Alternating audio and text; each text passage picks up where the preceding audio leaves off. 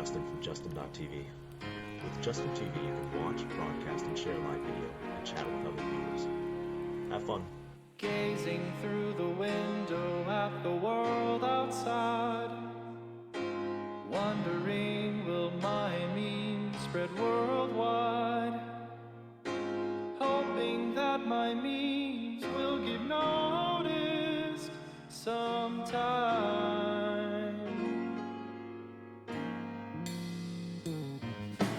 After all, there's only just the two of those.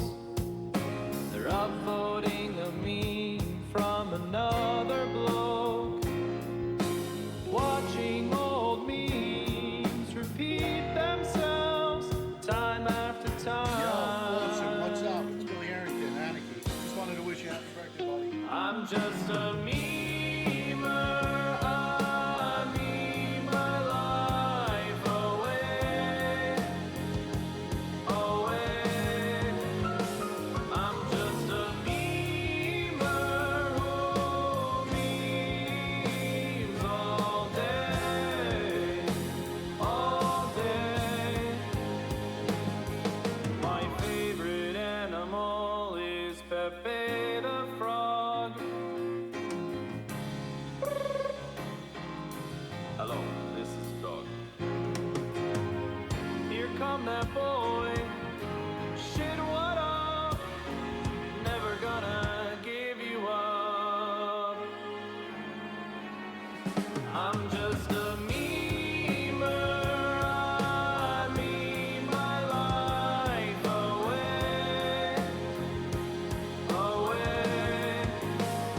I'm just a memer who memes all day, all day. Your higher power may be God or Kanye West. It doesn't really matter much at all. Without my memes, there ain't no hope for me. I'm living in my memes of fantasy. Oh yeah.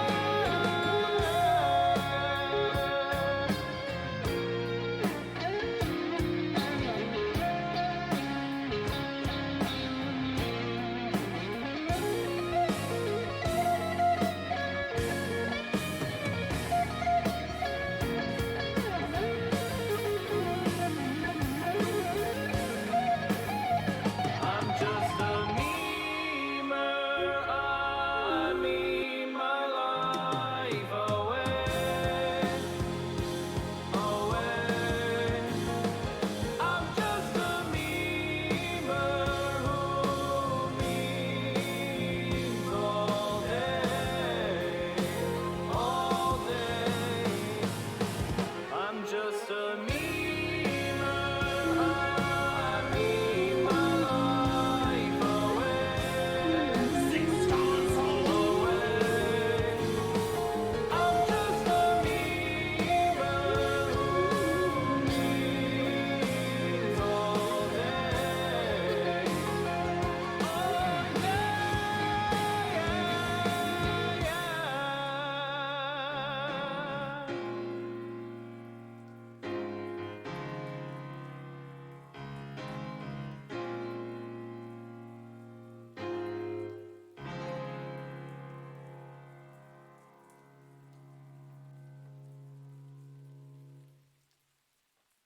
What's up, yo? It's me. Yo, I got home 2 minutes ago. I need to send something to Johnny. I got home 2 minutes ago, literally ran inside, turned on my stream. But then I realized that Dr. K has to do a disclaimer. So, thank you, Space. So we're starting at 2:15 anyway. So, we're good for a minute here, but I need to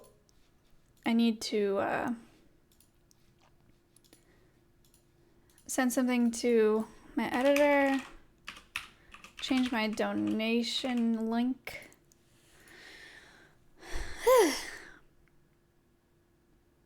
I ran to the bank. I got through the bank after A ver, okay, back. Just barely made it.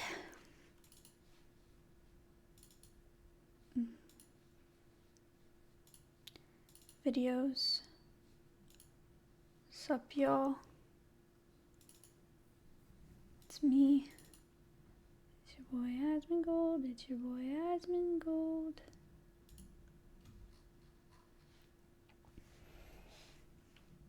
What was yesterday? Was the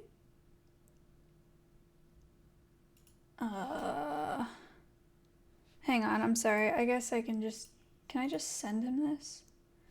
He wanted the VOD from the last Peepo candle yesterday, which would have been what, the 18th?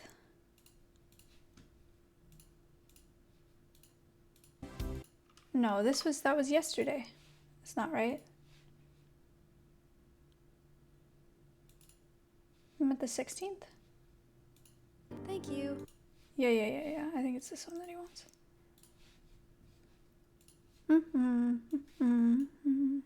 That's not gonna work. I need to upload this to... Sorry guys, I wouldn't have been live if I didn't realize that we weren't starting at 2. I would have done this before. So that is my bad. Just give me a minute. I have to upload this to Drive. Peepo Candle was last night. Yeah, but I did another one the day before last night as well. Okay, it's uploading. Yeah. Carrot, I know. So I also need to order myself food because I haven't eaten today either, which is bad. What'd you guys think this morning?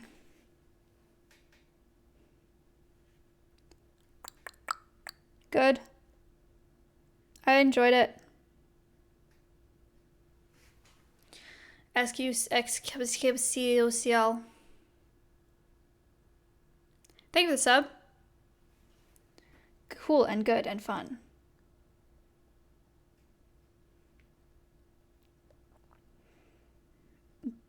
Cafe and bakery. No. Chili's.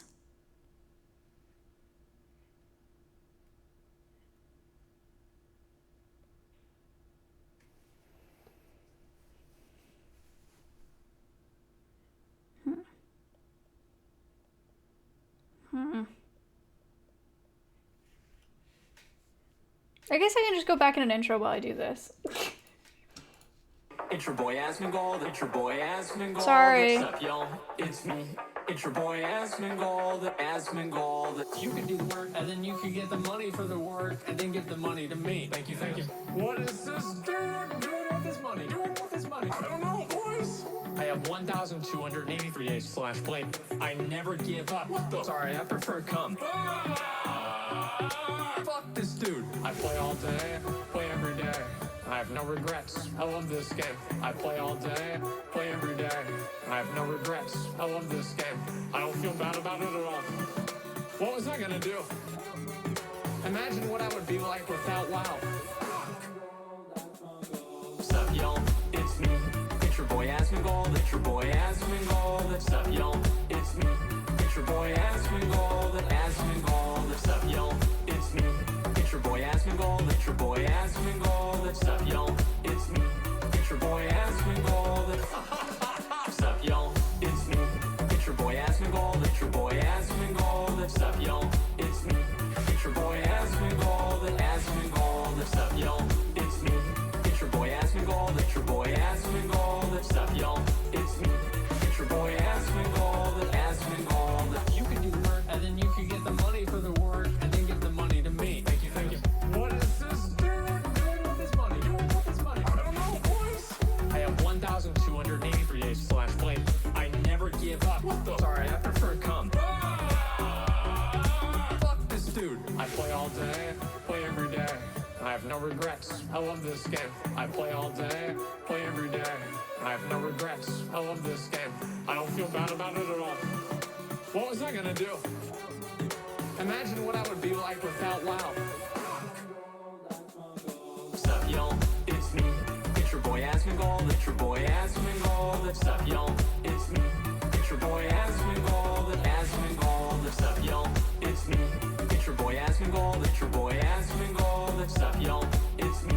It's your boy Asmongold. What's up, y'all? It's me. It's your boy Asmongold, it's your boy Asmongold. What's up, y'all? It's me. It's your boy Asmongold, Asmongold. What's up, y'all? It's me. It's your boy Asmongold, it's your boy Asmongold. What's up, y'all? It's me. It's your boy Asmongold, Asmongold. What's up, y'all? It's me. It's your boy Asmongold, it's your boy Asmongold. What's up, y'all? All right. It's your boy Asmongold. I ordered food. And I have a go live notification. Whoosh! Lots of stuff today, man. Today is a busy day. I did the stream this morning. I'm up at 7:30, took care of all the birds, the 4 birds at my house, went to Alveus, did the stream there, went to the bank, got back here, just in the nick of time, have Dr. K today. After that, I have to go to the feed store before it closes, then back to Alveus to drop off the check that I got from the bank and the hay that I got from the feed store, and then I have to go to my sponsors to borrow a hood so that I can bring Ori to the vet tomorrow, and I have to leave tomorrow morning at 4:30 a.m.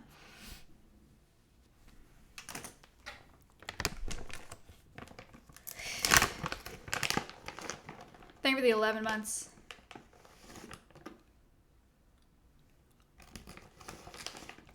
Why 4:30? Drop off is between 7 and 8 a.m. It's in San Antonio.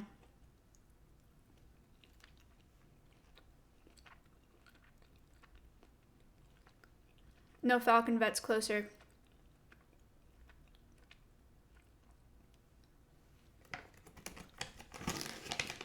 Imagine using checks. He's an old-fashioned man.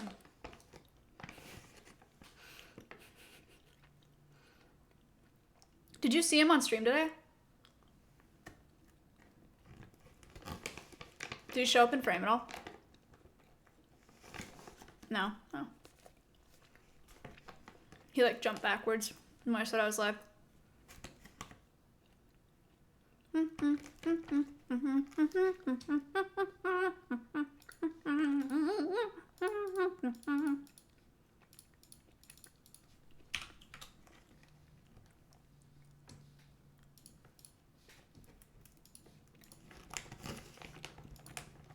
Hey, watch your finger.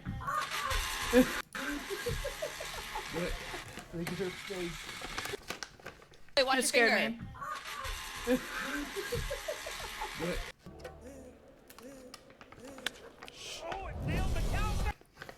Lizzie B with the 5. Thank you so much. Man, that's gotta hurt though.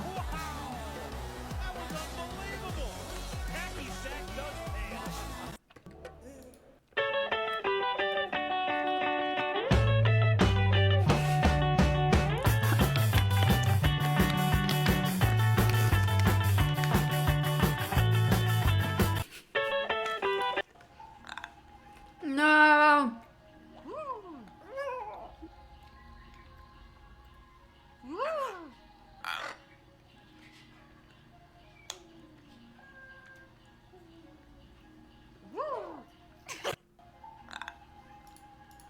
That's all we got.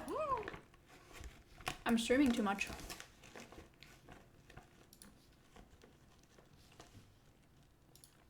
Rob, I don't trust you for shit.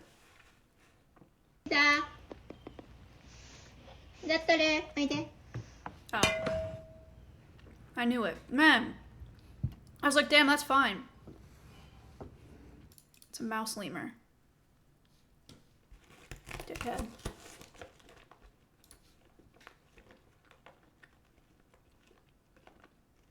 Brass retriever to pick up shells. It's gonna leak my... This is nice. He's calling. What the hell?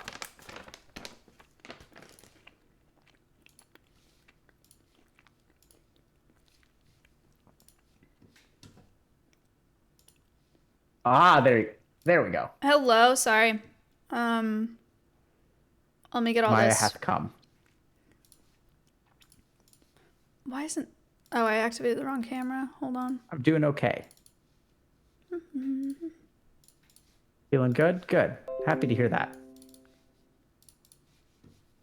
Dude, I've been you not hear watching me? way too much Dota and like not working enough. It's been hard. Yo, Oh, yo, what's up? not a whole lot. What's up with you? A whole lot. How are you? Congratulations on everything that you're doing. You guys are doing insane. Oh yeah, thank you very much. Yeah. Hold on a second. There we go. Thank you so much. How are you? I'm doing really good. I'm staying busy. I am Can you hold on? drinking water. Yeah. Hold on just 1 second. I want to make sure that I'm not screwing something up. Okay, you're not muted. I just got a call from our... Okay. I will... He can text me if he needs something because he just canceled the call, so I assume that I fixed it. Okay. Sometimes I do that on my own, and I don't need someone's help to fix things. Tech guy. But oftentimes I do need people's help. Me too. So how have you been, Maya? I've been really good. I'm very busy. But it's good busy, so it's fine. What's the difference between good busy and bad busy? I'm busy with things that I want to do versus things that I don't want to be doing. I was always bad busy in college, and since then I've been good busy. So I guess that's good. And what have you been up to recently? Well, I've recently founded this nonprofit. I talked to Kruthi about it a little bit. But yeah, I bought this property and have been developing it to bring animals onto there. We have 12 ambassadors now. So doing a lot of husbandry, doing some content curation, education program curation, and just there's a lot of stuff that goes into that I'm learning about. So Wow, yeah. that's amazing. Can you tell me more about that? Yeah.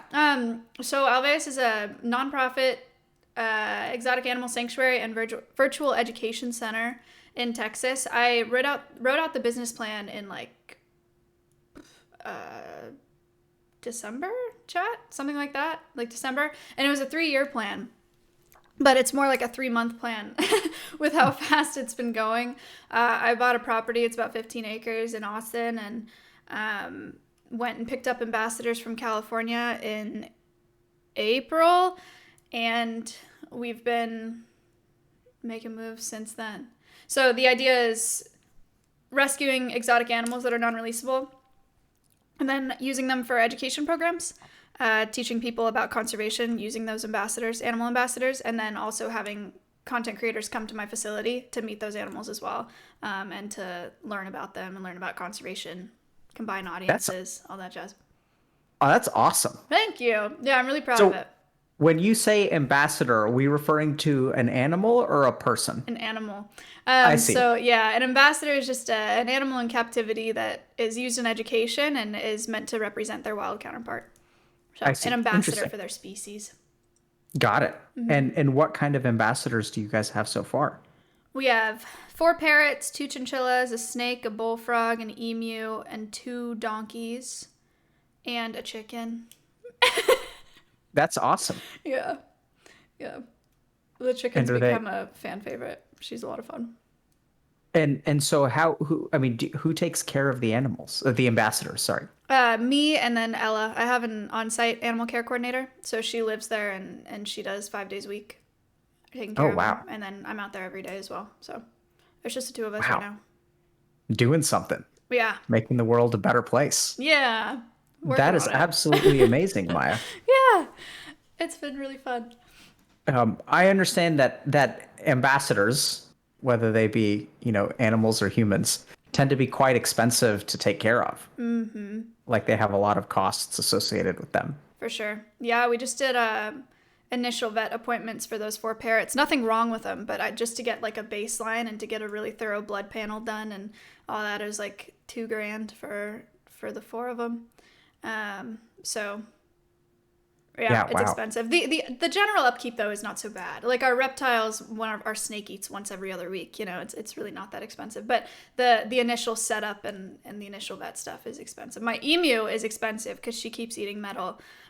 She's gotten 2 endoscopies in the past few months. Or Wow. she ate this ring. Wait, this ring. How did you get it back?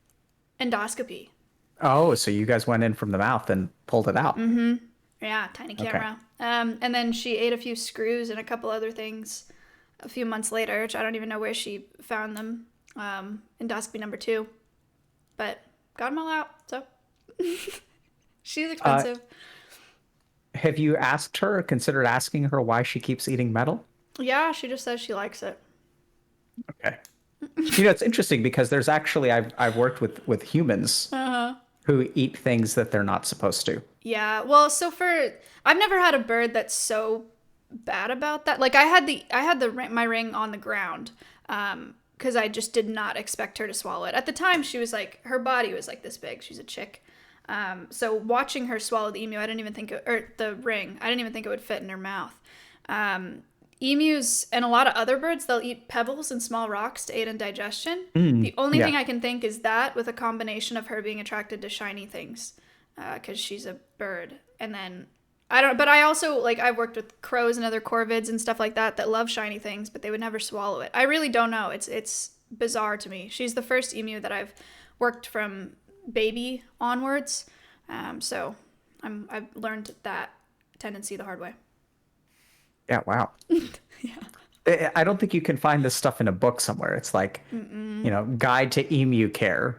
Yeah. Be careful because they will eat nails and small pieces of jewelry. There's the only article I could find when I was freaking out the first time she ate the ring was an emu in the UK that ate a pair of diamond earrings or something. And they couldn't get them out. So insurance got her a new pair of earrings, which is sweet. And then the emu passed them later. So now she has both. I don't know if she wears the ones that the emu passed, but yeah. I imagine that they have a certain, resale value to them. Yeah. Oh, I'm sure they do. It was big news. Yeah. Wow. Interesting. Yeah. So, wow. So you've been busy. Yes. And Anything so Yeah. have you. Are you doing like interviews throughout this month? Is that just Yeah. Okay, sweet. Nice. Good stuff. Why do you ask? I'm just wondering. Because your team reached out to me, said that's the first time I've heard from you guys in that capacity. So I was like, oh, I bet they're doing a bunch of people or talking to a bunch of people. Yeah. So I think actually our usual stream stuff is interviews is the backbone of what we do, because we try to I've had so many individual conversations that cover the same thing. The whole reason we started streaming to begin with is to sort of share one person's conversation with a bunch of people, specifically for the purpose because I seem to have the same conversations over and over and over again, and the same themes or principles tend to pop up over and over and over again. This has to be unique in terms of conversations I've had on stream because I haven't talked about ingesting things, but I have worked with patients who will do things like ingest razor blades. Now you have. Good stuff. And I try to ask them why they do it, and that turns out to be an interesting conversation. That's a lot. Yeah, I don't think she does it for those reasons. I think she's just a little dank. But What does that mean, a little dank? a little like bit, just not very bright. Oh, okay. You know the emote feels dank, man? Have you seen that? Does your chat use that? Yeah, so I'm sure I've seen it. I don't know exactly what dank. I didn't know that dank was not very bright. I thought it was like a little bit, not dirty, but it's like it's dank. I think It's like not clean. it may be used like that in other places, or maybe I'm thinking rank. I don't know.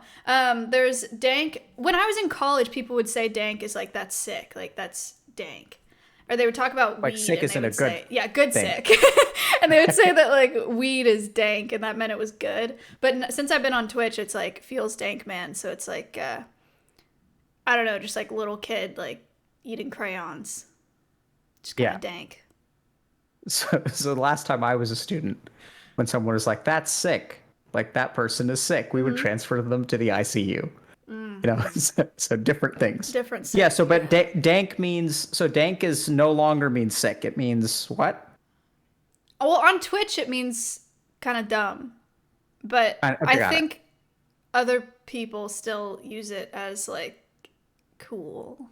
Well, if it means something on Twitch, isn't that truly what it means? No. I thought, because it's so interesting to see that, you know, the like I have, you know, nieces and nephews that are normal people, and to realize that I actually speak their lingo because they seem to be like catching up to us, Oh, there you go. Yeah. right? So like I think like salty is from gaming, right? I have no idea. I'm not a gamer. Right, and then Twitch.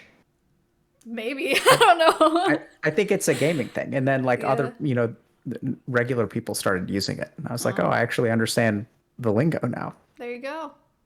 Yeah, I don't know any. Well, I guess I do know some gamer lingo because I'm on Twitch, but Yeah. I'm not. So a Maya, good gamer. anything in particular you want to talk about today or anything that I can help you with? Yeah. Well, stress, but again, it's kind of like good stress because it's stuff that I want to be doing. So it's not like I want to reduce my workload. I have an inability to relax, which has become kind of a toxic thing for me. Not recently. It's always been like that. Okay, not always, but since high school. So that's annoying. Yeah. That's the only thing I can think of right now, I think. Can you tell me about your inability to relax? Yeah. It is not an actual term. I've coined it in my head, just toxic productivity. I always feel like I need to be doing something. And if I'm not doing something, I just feel a lot of guilt. I think a lot of people deal with that. But like a recent thing is I'll try to sit on the balcony to relax or just to like chill out. And the only way that I can allow myself to do that is if I have like a really tall glass of water and I tell myself that if I'm drinking the whole glass of water while I'm sitting here, it's fine because that's a productive thing to do, but I can't just sit there. Does that make sense? Yeah, absolutely. So that, and then I've recently started using, not recently, I've been using TikTok for a while, but like I'll scroll through TikToks and that's kind of relaxing, but the only reason I allow myself to do that without feeling bad is because the videos that I show on stream. So it's like content. You can justify it Right. because it can be used for work. Right. And then Yes. driving too. I can't listen to music in the car anymore because I don't feel like it's productive use of my time. I only listen to audiobooks. Even if I don't really want to listen to an audiobook, I listen to audiobooks because I feel like I'm learning something. Yeah. No, toxic productivity is a huge issue. Okay. And it's funny because we recently started an interesting pilot at Healthy Gamer because you know, a lot of times we'll have people who, so our community is actually quite diverse, and what we actually discovered not recently, but what we've sort of haven't addressed is that there are a lot of people who are very productive in our community, and so we actually Diverse in terms of like age range or demographic or many geographic things. range? Okay. So we started out when I started streaming, you know, and probably had like less than 10,000 followers. It was like 95% male, 5% For sure. female. And now we're like 70-30 or even 65-35, Oh, I that's think great. is what our audience is. Good for you. Our age range has also recently expanded to include like parents. So like, you know, we have a just wrapped up a parent pilot where we had like, you know, 50-year-olds, 60-year-olds who Oh, were that's like cool. we were trying to explain to them, you know, how to communicate with their kids and stuff like that. And I think the other thing that we've started working on is sort of like high performance. So there are a lot of people, you know, on Twitch or in our audience and our community who are software developers, you know, executives, things like that, and you know, professional athletes of various kinds. And so we've started like actually running groups for them and seeing if we can help them. And I think this toxic productivity actually comes up there a lot, Yeah. where people are, I think toxic productivity is a good phrase. Okay, sweet. I thought I made it up, but I'm I'm glad to hear that's an actual thing. No, I mean, I think yeah, so let me ask you something. When you say you allow yourself to sit on the balcony, Sure.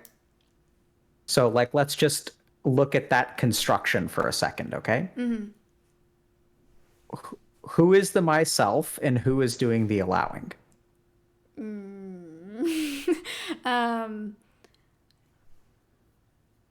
I don't know how to answer that question. Do you Yeah. Are we talking like a future me and like my present self or something? I don't know. Well, yeah, it's a weird question, right? Because so you use the phrase, I allow myself to sit on the balcony. Sure. So like the reward is Maya gets to sit on the balcony. Yes. And it's almost like there's a child and there's a parent in that sentence, right? Who's doing the allowing and who's getting to sit? I mean, it's almost like a parent-child kind of thing where it's like, Mom, can I sit on the balcony? It's like, only if you drink a glass of water, because that's being productive and you don't have time to just sit on the balcony and do nothing. That's interesting. That just made me think of, I do kind of have that dichotomy like inside of, because I am 22, I just graduated college. I still like want to go to bars and drink and stay up until, 2, 3, whatever, with friends, just drinking and whatever. But I also now run a nonprofit. So there's two very different people that like exist within myself. So it's probably an argument between the two. There's a part of me that wants to be not productive, and all of my peers, the people that I live with, and my friends in Texas as well, are all streamers. So they pretty much do whatever they want, They don't have many responsibilities besides eating, sleeping, and streaming. And sometimes I wish I lived like that, sometimes I wish I could just chill and do whatever. And, but that's just like not the case for me. So yeah, it's probably between I don't know if that makes sense. I think it makes a lot of sense. Okay. So I think you see that a lot of your social circle can do this thing that's kind of like, I do think tends to be a little bit more challenging for them, because I think like you, I imagine that they don't just get to have fun, because fun starts to become content. And That's so true. they're in the business of having fun, That's true. which sometimes changes how fun it is. But I can definitely see that like you're struggling with some kind of work-life balance sort of things. Is that fair to say? Yeah. So why is it important for you to listen to audiobooks instead of music? I just have an endless need to learn things, which is great. But it's too much, like sometimes I would like to just chill and listen to music, but it's like, why would I be listening to music if I could be listening to, and I don't listen to any fiction audiobooks either. It's always nonfiction, or it's like a survival audiobook, or it's like something honestly just boring, like stuff that I don't really feel like I want to know, but I'll listen to audiobooks on like, I listen to one on string theory. I don't fucking care about string theory. Like I was an ag major. But I just feel like I should know more. I don't know. I want to know more about different different things. And if I'm driving and not learning, I feel like it's not a productive use of my time. Yeah, so we're going to highlight one word, and I want you to pay attention for this word. Okay. Should. You should know more. Help me understand that. Why should you know more? We can go all the way back to our conversation. You have so many conversations, but the last time we talked about where I grew up. So I grew up in the Silicon Valley, which is a very productive, very high achieving location for schools. It has some of the best schools in the nation, and also some of the highest suicide rates in the nation, and they're absolutely related. So I was not low achieving in school. I mean, I graduated with I graduated with a 4.2 weighted, but I was not smart in school, or I wasn't like one of the smart ones. I just did fine. And like in elementary school, you get placed in advanced math classes or normal math classes. I was never in advanced math classes. So it probably comes from there. Just like should be doing more, should know more, should be higher achieving, should be going to this school, should be doing this, but blah blah blah. Thanks for reminding me. That had slipped my Yeah. mind. No, that's fine. Yeah, of course. And thank you for drawing that connection, because I, sounds like something sunk in. Yeah, that makes sense. And yeah, so so it sounds like last time we sort of got into where the should comes from. Thank you so much for refreshing my memory. And so if I'm hearing you correctly, you kind of grew up in a particular environment where comparison was important, achievement was important, standards were high, big shoes to fill, For sure. and you were not one of the chosen ones. Yeah. And so you have to work really hard to enter the chosen one category. Yeah, I guess so. What do you think about that? I don't know. I mean, I'm doing fine. I'm pretty proud of myself where I am today. And my parents wanted me to go to Cornell, and I'm glad that I didn't, because I loved it at I went to Cal Poly San Luis Obispo, which is not nearly as hard to get into as Cornell, and it's not an Ivy. But I was so much happier there than I would have been, if I went there or if I went to Cornell. So I'm happy with that choice. So it's fine. I don't know. I mean, it definitely has contributed to the things that I'm talking about today, but I'm not upset about it. What has contributed to the things you're talking about today? The need to compete and compare and all that. Mm-hmm. So Yeah, so when you say it's contributed, can you help me understand how your need to be better has shaped your life?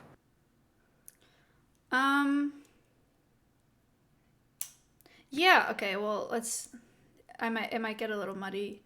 So, growing up, we also talked a lot about my sister. My sister's 18 months older, and she was very, very high achieving all throughout elementary, middle, and high school. And she went to an Ivy, she went to UPenn, mechanical engineering, whatever. And so she did really, really well in school and did really well playing soccer. And so people knew her for those things. People knew me as like the animal girl in high school, because we grew up on a farm, and I would like bring animals to her soccer games, and I was really, really into horsemanship.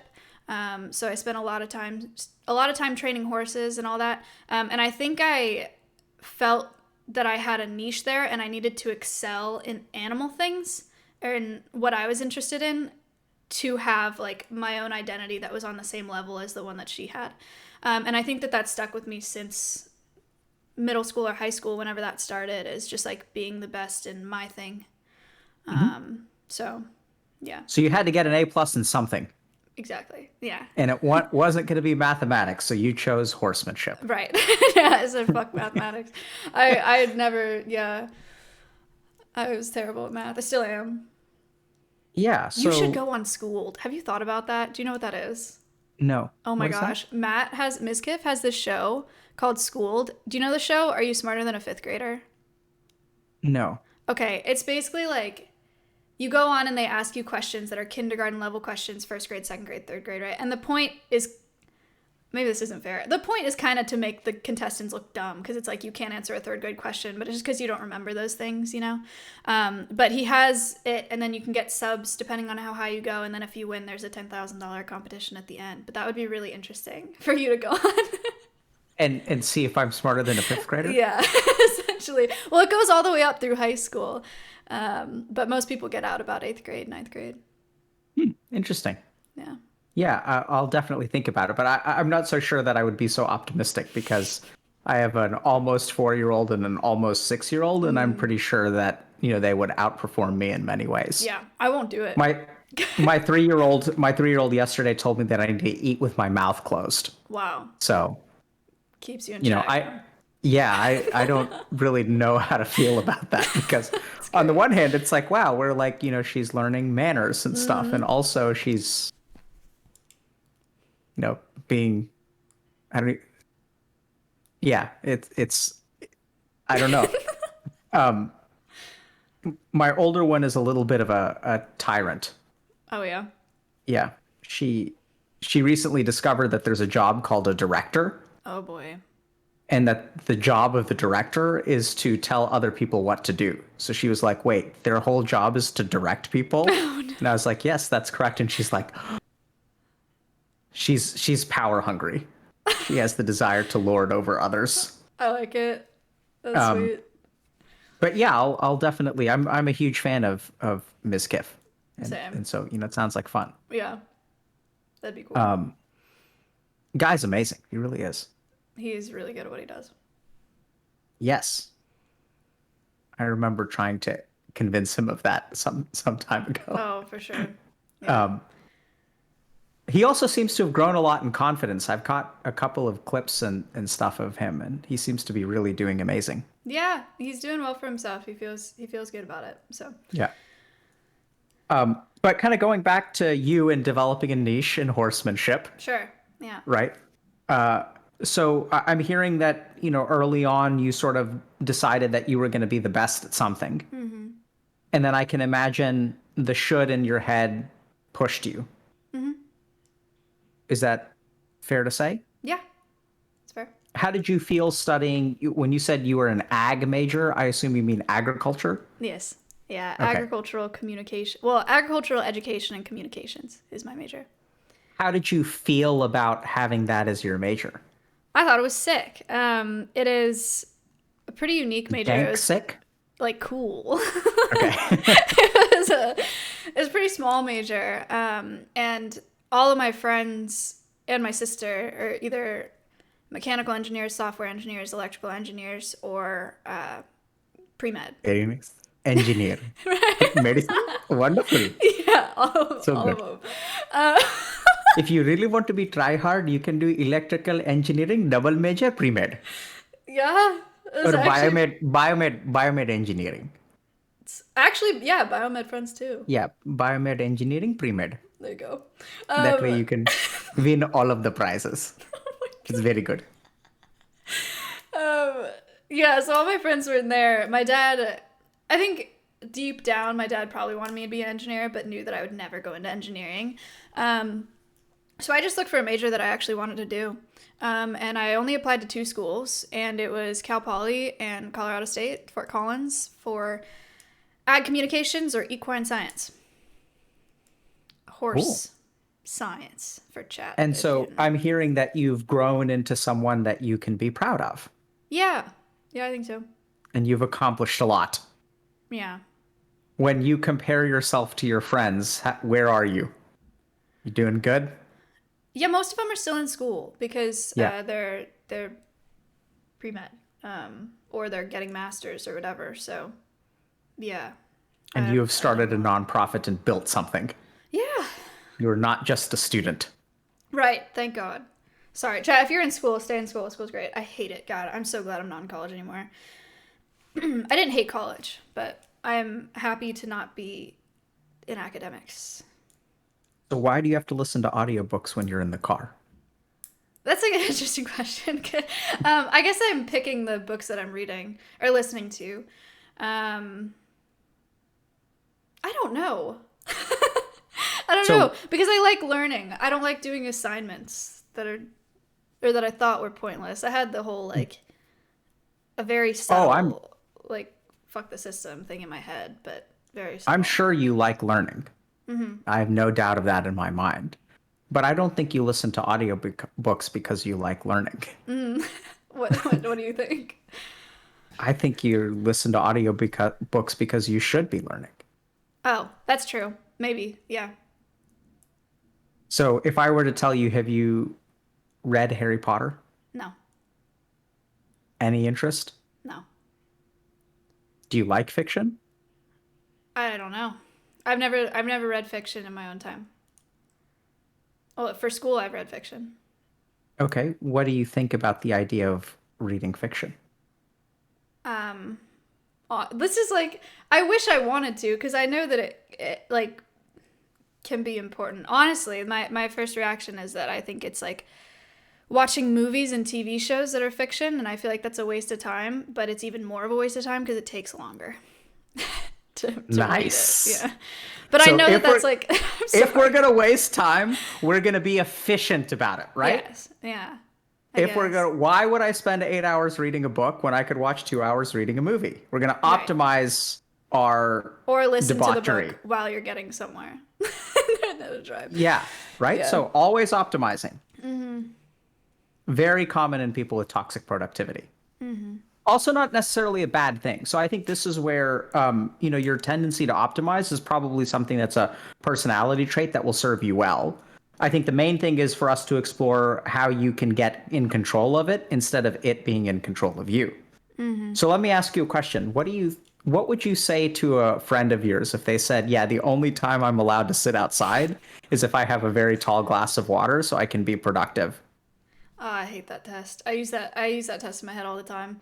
Can you tell me about that? Well, just that like test that you use in your head all the time? like the friend test. Like if your friend was saying the things that you're saying, about yourself, what would you say to your friend? That kind of thing. What do you hate about that test? Because it always shows that I'm too hard on myself or that I'm not doing what I would tell a friend to do. Which is not like, it's not a bad thing. It's a good test. That's why I use it. But it is like I don't know. I don't know how to describe it. Like a damn. No. That's bad. Can I just think for a second? For sure.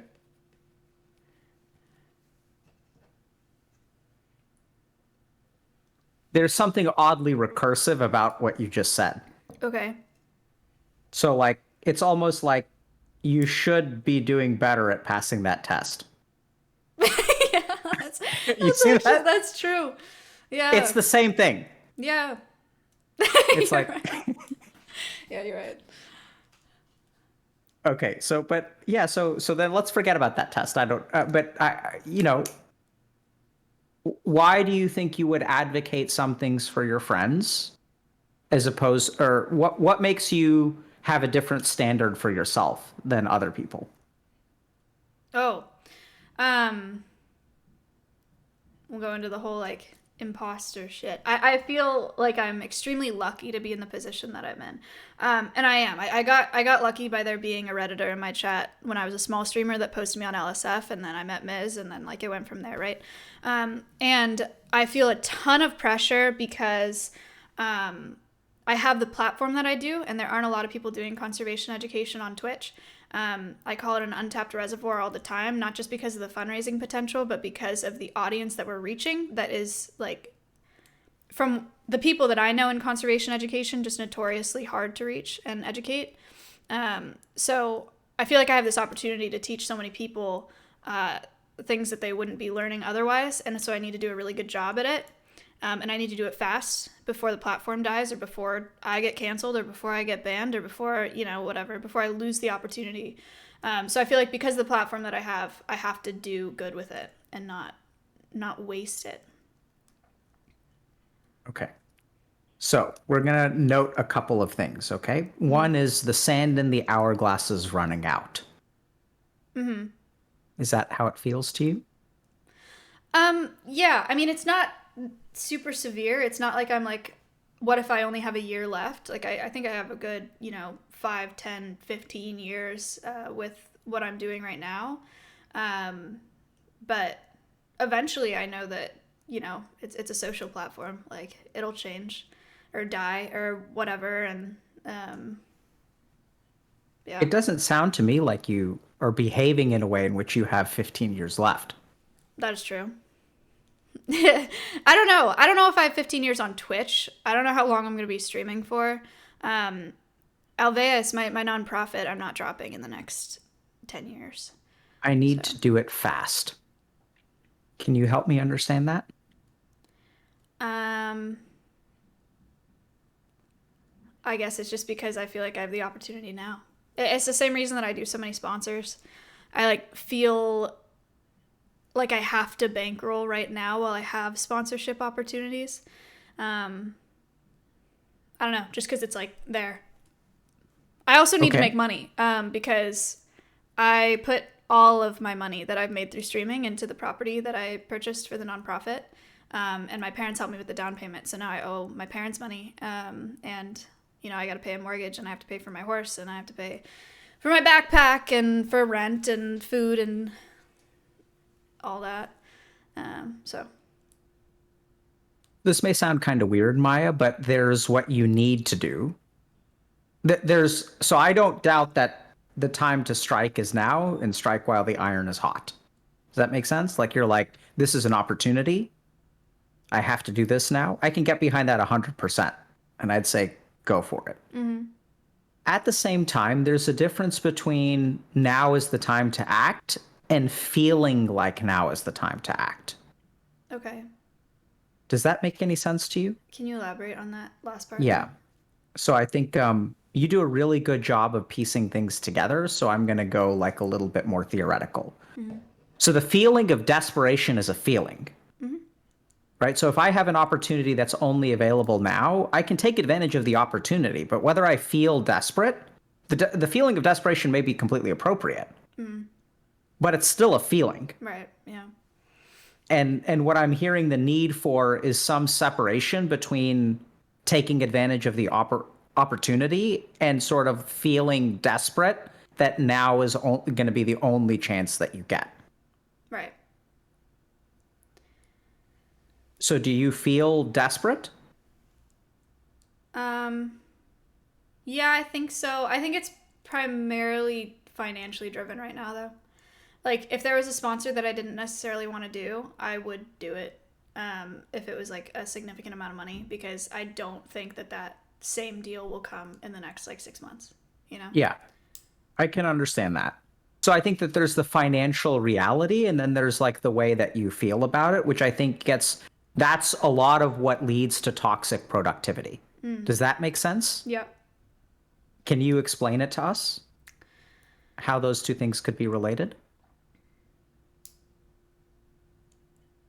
Maybe.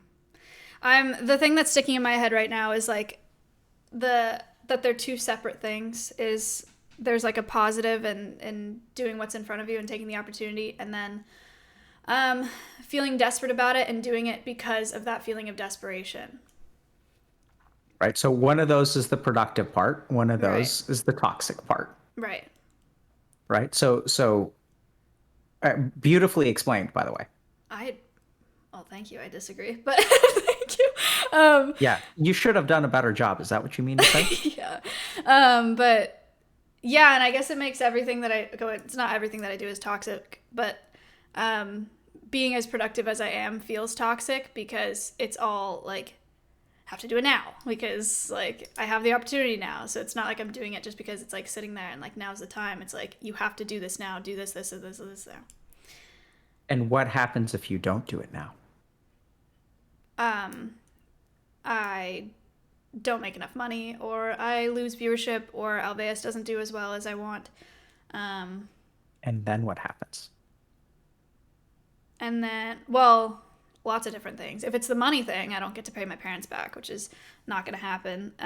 If it's what were the other things I said? Alveus doesn't do as well. I have a couple tests that I run in my head for that as well. For just like when I'm around the nonprofit. And one of them is I have a conservation podcast also that I'm doing monthly now. I was doing it weekly. And there's a lot of people that come on there that I really, really admire and respect for their research or their what they do in education or whatever. And so I have that list of people, and I think if they were watching my content right now or they were seeing what I was doing with this nonprofit, would I be proud or would I be embarrassed? So I would be embarrassed if I didn't do well with Alveus and for my reputation in the industry. And then I don't remember the other thing I said. If I was embarrassed and I didn't do well in the industry, then I feel like I would have to stop climbing the ladder. Which You would have to stop climbing the ladder. Well, no, maybe I just get knocked down a few rounds. I don't know. I would like. Nope. Yeah. I would trust what you initially said, even if Okay. it doesn't make right. So Yeah, I then who guess. would you be? You would have to stop climbing the ladder. Like, that's an interesting statement. Yeah, I don't know. I guess I'd go back to being an intern, or I would go do something else. I think you'd get a B Maybe. in your thing. God forbid. I'm gonna be. Yeah.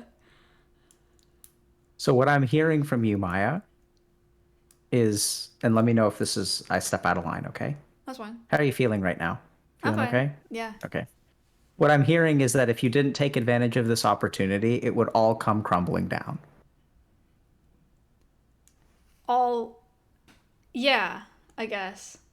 I'm trying to think of what wouldn't, but yeah, I don't really know. Right? So it's interesting because you can think about all the things that would come crumbling down, even though if we're logical about it, like you're not going to get flattened by any of this stuff. Like you can miss opportunities, things will go not your way, and you're going to do fine. Sure. Yeah. Do you believe that about yourself? Yeah. No, I'd be fine. I mean, I'm not gonna Yeah. kill myself. So. That's not what. Well, I'm not gonna die. How else wouldn't I be fine? I'd be alive. Like I would. But I No. probably wouldn't be happy. Okay, hold. That was not what I was expecting to hear. Oh. By fine, I meant that I think your nonprofit would continue to do well and you would continue Oh. to grow. I thought you Even meant if you missed. Sorry, I'm interrupting you a lot. Nope, no, I appreciate it. Please interrupt. What were I you gonna thought say? you meant if the nonprofit didn't work and like my opportunity being like me streaming and doing the nonprofit. Like if I had to like stop streaming for whatever reason and Yeah. Alveus died. Like that's what I thought you were talking about. Yeah, so I know this sounds weird. I think you'd do fine if that happened. Because the reason I make that assessment is because I think your commitment to this mission is so resilient that you would find a way to make a difference. And if it wasn't this opportunity that you're taking advantage of, you'd keep on Yeah. floating around the space. And because you are productive and because you are brilliant and gifted and all of those other things, that you would find a way to move forward. What do you think about that? That's probably true. I'm not sure that it would be in the. Well, it probably would be in the same industry. I can't imagine doing a different one. But yeah, I'd probably find something else to do. But I can understand that in your mind, you may not remember that all the time. Yeah. I mean, I don't think about it. But yeah, What do you think about? just in general, like on a day-to-day. When it comes to not seizing opportunities?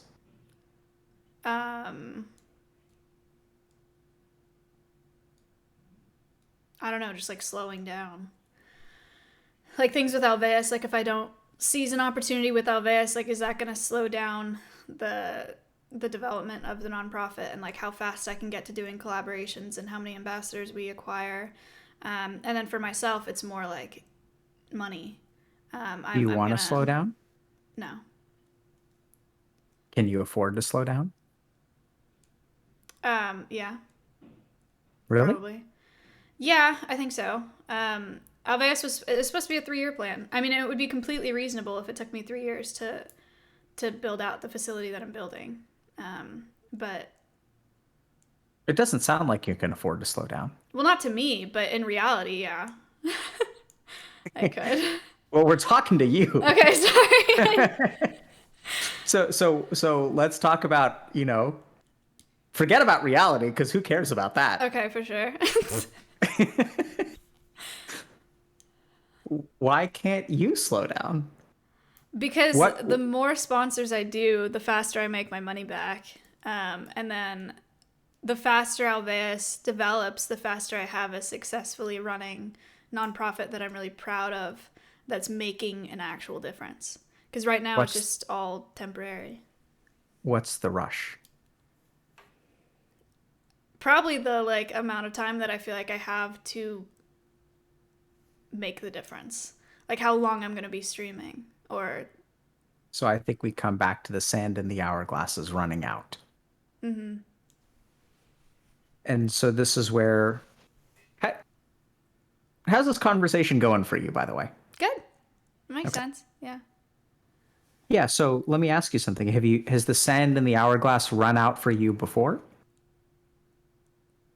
Have you missed an opportunity that you can never get back? I don't think so. I can't think of anything. I mean, maybe something small, but no like big life. So nothing pops into your head when I ask that question. No.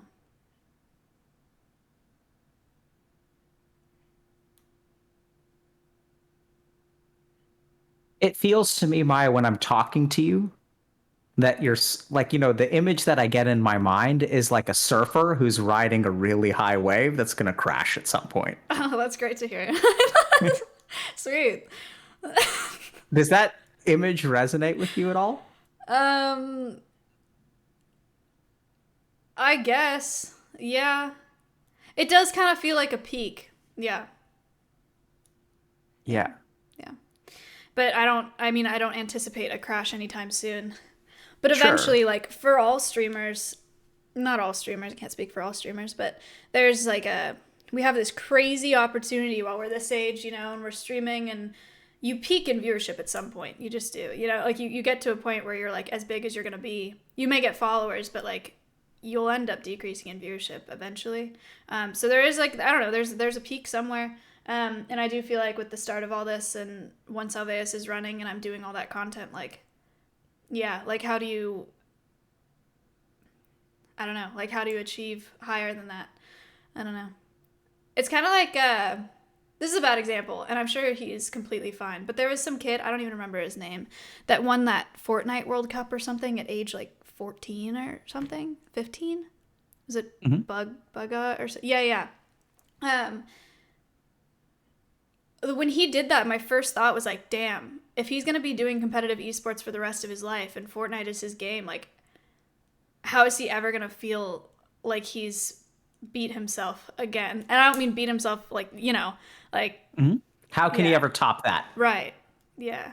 Yeah, so you said it feels like you're at the peak. Yeah. Well, not right now. I'm like up there though. I'm like building up there. Yeah, I mean, where do we go once we hit the top of the peak? I don't know.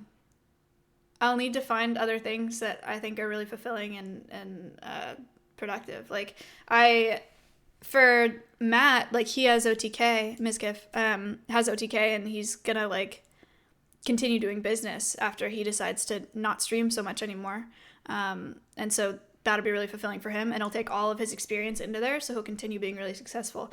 For me, it's hard because my goal is conservation education, like I want to teach as many people as possible. So the idea of going from streaming and doing it on stream to like tens of thousands to going to like if I quit streaming and then I go to classrooms or something and teach kids, it'll just feel like less of an impact because of like what I want to do, But I guess I could consult or something and teach people about digital conservation education. That might be fulfilling, but not as fulfilling as actually doing it. And maybe it would. I don't know.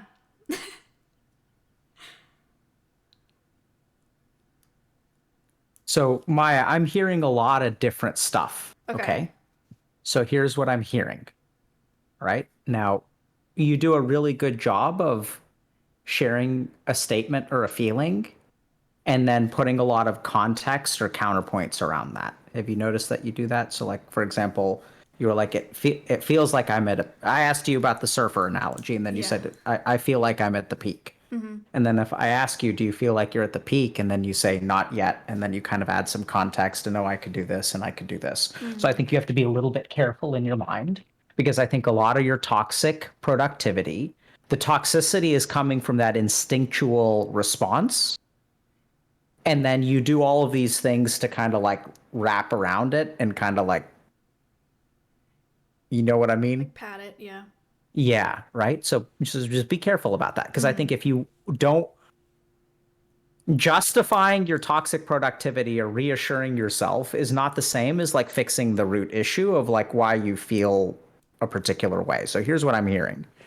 The first is that you carved out your niche, right? Mm-hmm. You were not the star student, but you found this thing in which you could be a star. It's A+, you're 22, you're doing great, you're growing. Mm-hmm. It's a lot of fun, you're genuinely dedicated. I absolutely see that.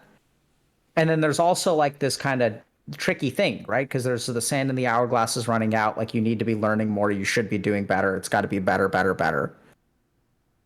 We haven't really quite talked about this, but I get the sense that you're both confident in yourself and you have the echoes of not being confident in yourself left over. So it's sort of like this idea where like until I make it to a certain level, then I can rest easy. We haven't quite talked about that yet. Right. But I would venture if we continue to talk, we would eventually uncover this sort of idea that once I get to this point, then I can relax. Do you have that kind of thinking in your mind? What does that point look like? I have no idea. Yeah. I haven't hit it yet, so I don't know what it looks like. Yeah. So that's, but you know what I mean when I say like, there's a part of your mind that says you can relax once everything gets settled. Yeah. Like once you're sure that it'll last, once the sand in the hourglass is no longer running out, Right. Yeah. once the house of cards gets, slathered in concrete and becomes stable. So I think that's tricky because, very insightful, Maya. So I ask you, what does that look like? And you're like, I have no idea. And you never will. So this is the problem with toxic productivity is like, even if I get to this peak, I want to be climbing, I want to be growing, I need to be doing better because I don't quite have 100% faith in myself. And then you're going to find another peak to climb. You can start doing consulting, you can do this, you can do this. It'll never end. Right. You can always find some way to grow. You can push yourself to be better and learn more and stuff like that. But as long as but that's just the sand in the hourglass is going to continue. Like you're always going to feel like, oh, now I have this consulting opportunity and like someone else on TikTok is doing conservation. So like my time has passed and there is another 22-year-old and I'm haggard and old at the age of 24, Right. And then unless I start consulting, then that person's going to do the consulting. And then I will have, there's new forms of social media and the platform is temporary. That kind of thinking can propagate forever. So what do you think we do about this? I don't know.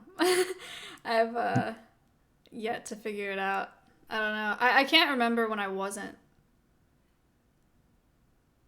I'm trying to think of like when I wasn't like this, because it definitely wasn't in high school. You definitely weren't like this in high school, or you No, were like this? I was like this in high school, and I was like this in middle school as well. I think at least since 6th grade. So I don't know how to fix that. What were you like before the 6th grade?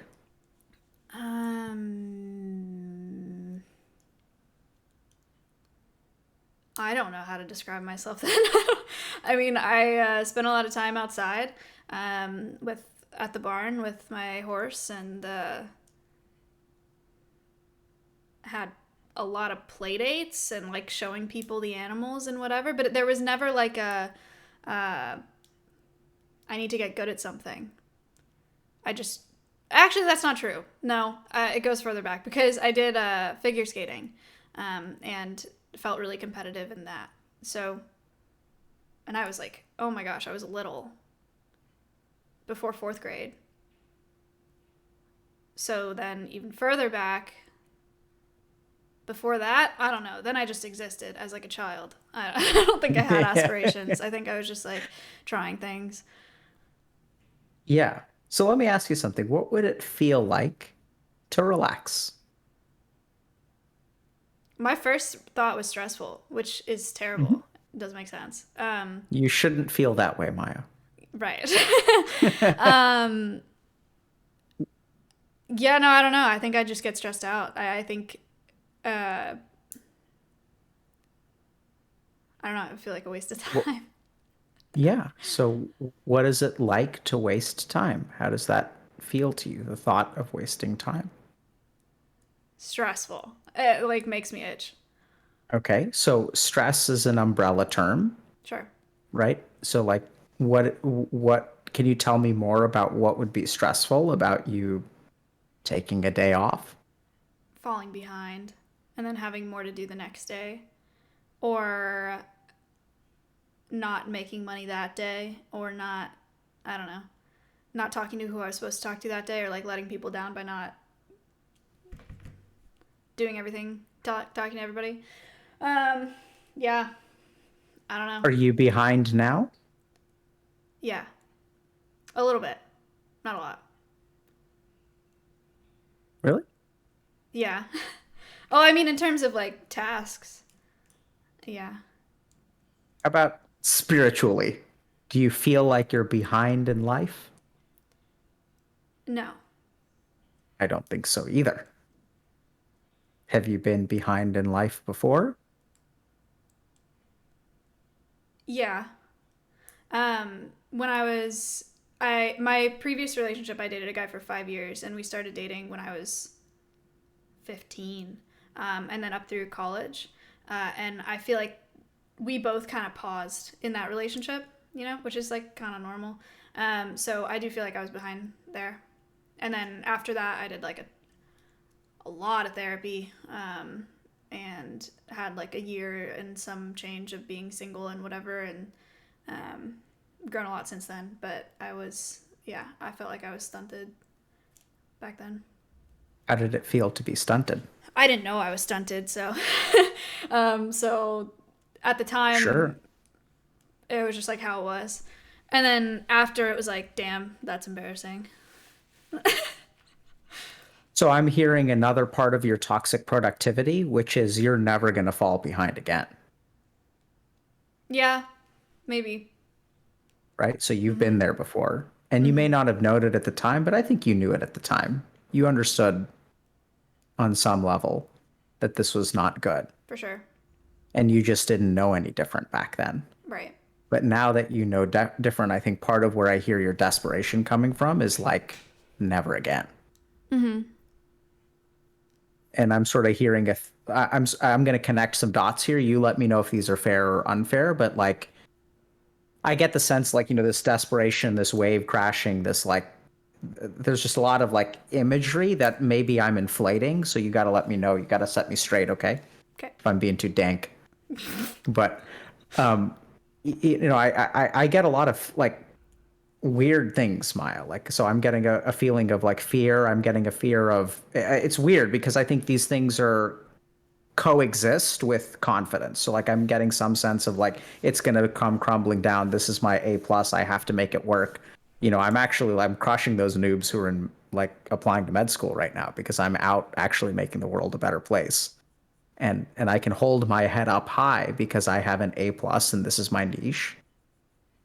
And there's all that kind of stuff. And like, if that all comes like crumbling down, because what I hear is really like a desperation that it's all going to come crumbling down, then who am I going to be? I'm going to be back to being stuck. I'm going to back to being behind. And this is where you assure me that you're not going to kill yourself. But it's interesting, right? Because if like that's the reassurance, it sort of implies that there's nothing in the middle. Yeah. Right? Yeah. There's like where you are now, Right. and there's no gray zone between like, don't worry, I won't kill myself, Right. and I'm crushing it and started a nonprofit and I'm accomplishing. So like, this is the crazy thing, right? I ask you, are you behind? And you're like, a little bit. And then it's like, you've got a 3-year plan, which is you're accomplishing in 3 months. That's drastically ahead. And logically, if you were your friend, you would say, Maya, you can afford to slow down. You've got about 33 months that you're ahead. Mm-hmm. But that logical part, like, I don't think you can. I think it's terrifying. Like, stressful is a good word. Like, what would it be like to take a day off? I just feel like I would be falling behind if I did. We'll see, because I'm supposed to, so my birthday is on the 24th, and I want to, it's kind of weird, dumb. I just like want to go to a hotel that's not far away, because I don't want to be too far away from the nonprofit and the animals in case anything happens. Like, I don't want to actually travel, but I just want to sit in a hotel, because then I feel like I have an excuse to not be on my PC and to not be working. But even then, I guarantee I'm still going to be doing emails, like, on my phone, and like trying to be productive. So yeah, I don't know. If I actually had to sit there and relax without my phone or without like the ability to work, I just don't think I would like it. I think I would just panic. Yep. And what would your mind produce for you in those moments? What kind of thoughts would you have?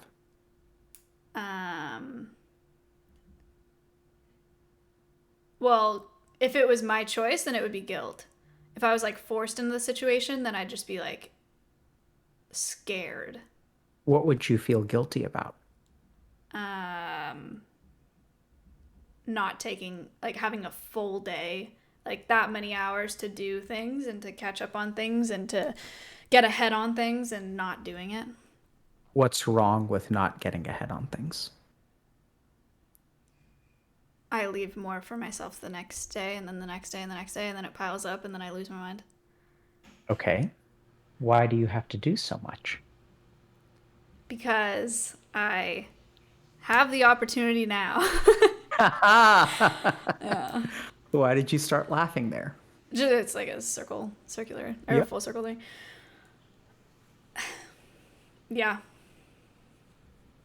So this is where I think, I know it sounds, you're gonna, hold on, can I think for a second? Mm-hmm.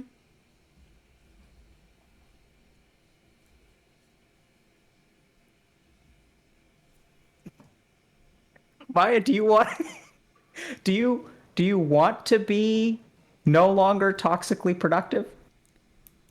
I don't know. To be honest, like, I cannot imagine myself not moving as fast as I do. I would just feel bad about myself. I feel like I could do better. Yep. So the reason because I think that so the next, the rest of this conversation is useless. Okay, Because, good. because like, I think it starts with, do you want to change? I do wish that I could relax.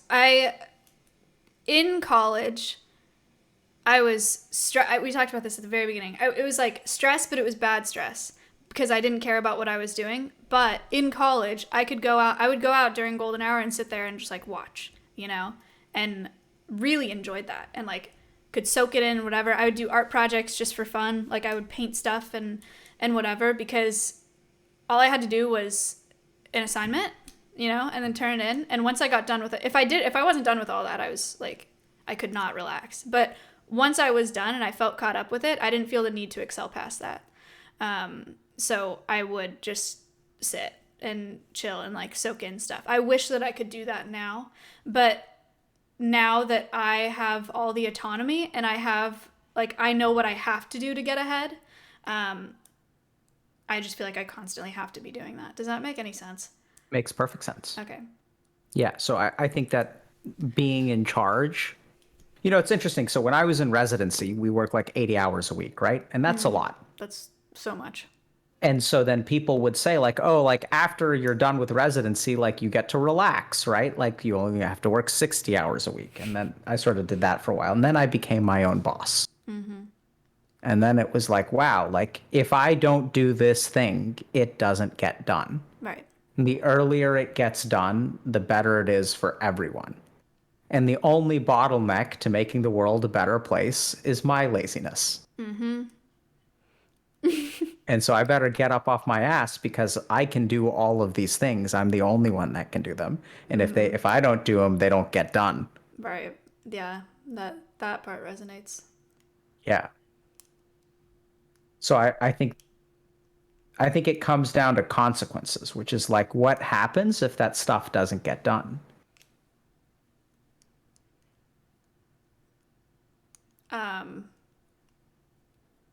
I mean, for me, it's just like there are less people learning about conservation and less good is happening for the planet. There's like that group of people that's not going to hear about not using this rodenticide, and they're going to use it and then animals are going to die. That kind of thing. Yeah, but on so a you really have large scale. a real OP combo there. Because I think you have your toxic productivity sand and the hourglass is running out, a touch of imposter syndrome, it'll all end in shambles, the wave will crash. That part of your mind then finds a very interesting poster child, which is make the world a better place. And the two of those, when combined, are very, very difficult to argue against. But be careful, because which one really is it? Right? Which one comes first? Is it the feeling of the sand in the hourglass, or like you like relentlessly like, why do you sleep, Maya? Imagine how many animals are dying every hour you sleep. I've actually, yeah, I've struggled sleeping before because of that too. But that's because I'm also a wildlife rehabilitator, so we have babies that we have to feed throughout the night and stuff like that. And yeah, there are nights where I'm just like, I cannot go to sleep. That's selfish. But which one is it more? I mean, I would obviously like to say that it's my drive to make the world better, but I'm honestly not sure. I don't know which one is more of a driver. I would say if I had, this is where you have to correct me, but and I know you don't know now, but I've seen this a lot where I think toxic productivity comes from like a genuine mission that gets hijacked by like a psychological need. So there is like that a makes fear, and it's not, and this is the tricky thing is because I can see that you're confident in yourself. Like I can see that you recognize objectively that you have accomplished a lot. And that also makes things so much more terrifying because like now you've built up like it's this grand experiment where you've borrowed money and it's happening and it's real and there's stuff on social media. So you like can't, no take backs now. Right. You have ambassadors that are relying on you. You have people that are relying on you. You have, all kinds of things that are depending on you. So onward and upward and no looking back and no slowing down. And if all we have to sacrifice is Maya, so be it. Yeah, I guess. So I want you to, I think it starts with, first of all, whether you want to slow down, right? Because I don't think you do. But what I will tell you is that I know this sounds absolutely crazy, but I don't think you relaxing will actually decrease your productivity at all. Well, that's good because I don't want it to. I know. So this is sort of giving into it. But in my work of like, so I do a lot of work on optimizing performance. So case in point, I work with some like esports teams, for example. And I don't know if you know this, but esports teams grind a lot. The grind. It took me months to convince. I do this with all the esports teams I work with. Some of them never get it. It took me months to explain to them that playing 12 hours a day of pubs does not actually make you better at the game at your skill level. And there's this relentless sense that you just have to grind. And the more you do, the better it is. Right. But I think that, I know it sounds weird, but I think that like you can accomplish just as much because I just don't think human beings are, optimally productive once they cross a particular threshold. I think that doing things like relaxing is actually going to like boost your productivity. There are studies that are done on, working 5 days a week versus 4 days a week, and people get the same amount of stuff done. What do you think about that?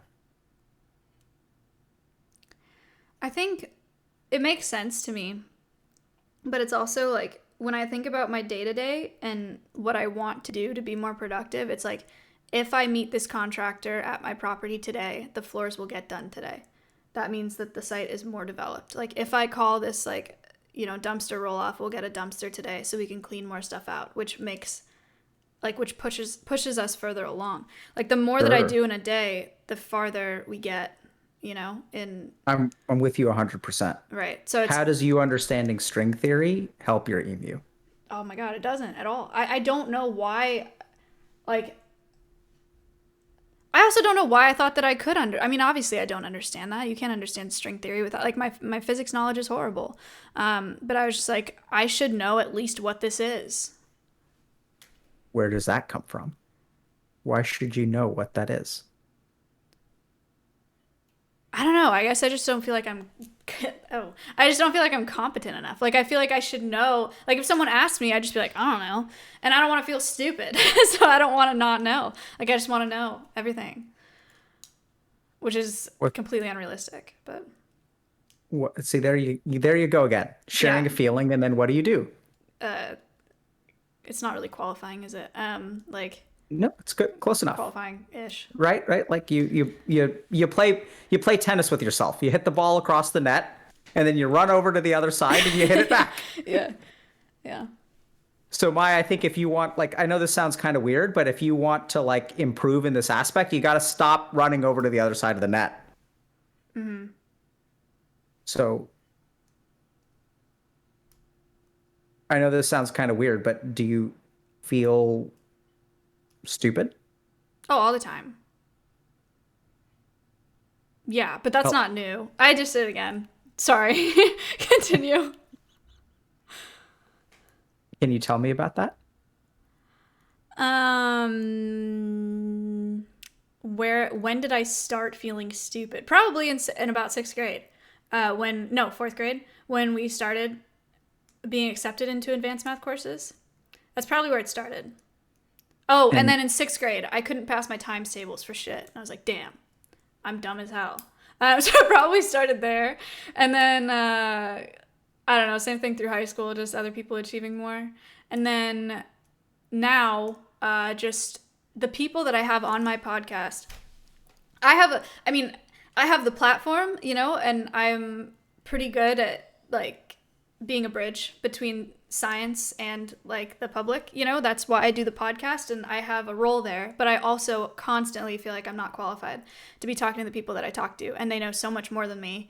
And I feel dumb a lot of times when I'm talking to them, because they'll be talking about something and I'm like, I don't know what that is, or I don't know what that means. And I know it's not my place to be the scientist. I'm literally not the scientist on the podcast, but yeah.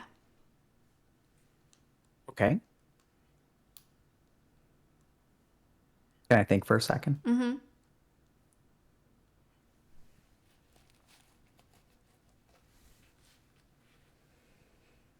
So what do you do if you feel dumb? What's the answer? What do you mean? Like, what do I say? So you feel dumb all the time. Sure. How do you deal with that? Learn more. How's that working for you?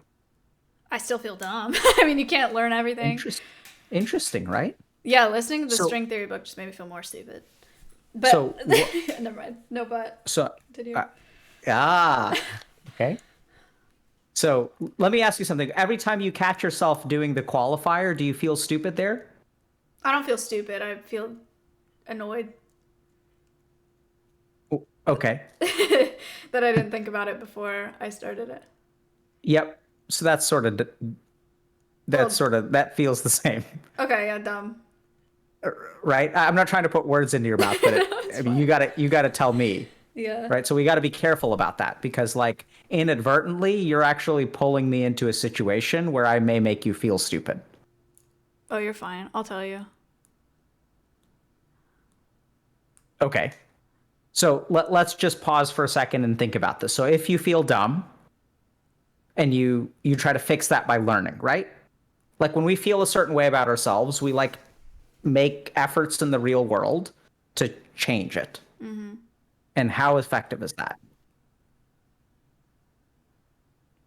Well, I mean, it depends. I don't know. I'm thinking, like, if it's like a very specific topic and you think that you're dumb in the topic and then you learn about it, then I would feel no longer dumb. Okay. So how long have you felt dumb? Probably at least 4th grade. Okay. Maybe before. How often do you feel dumb?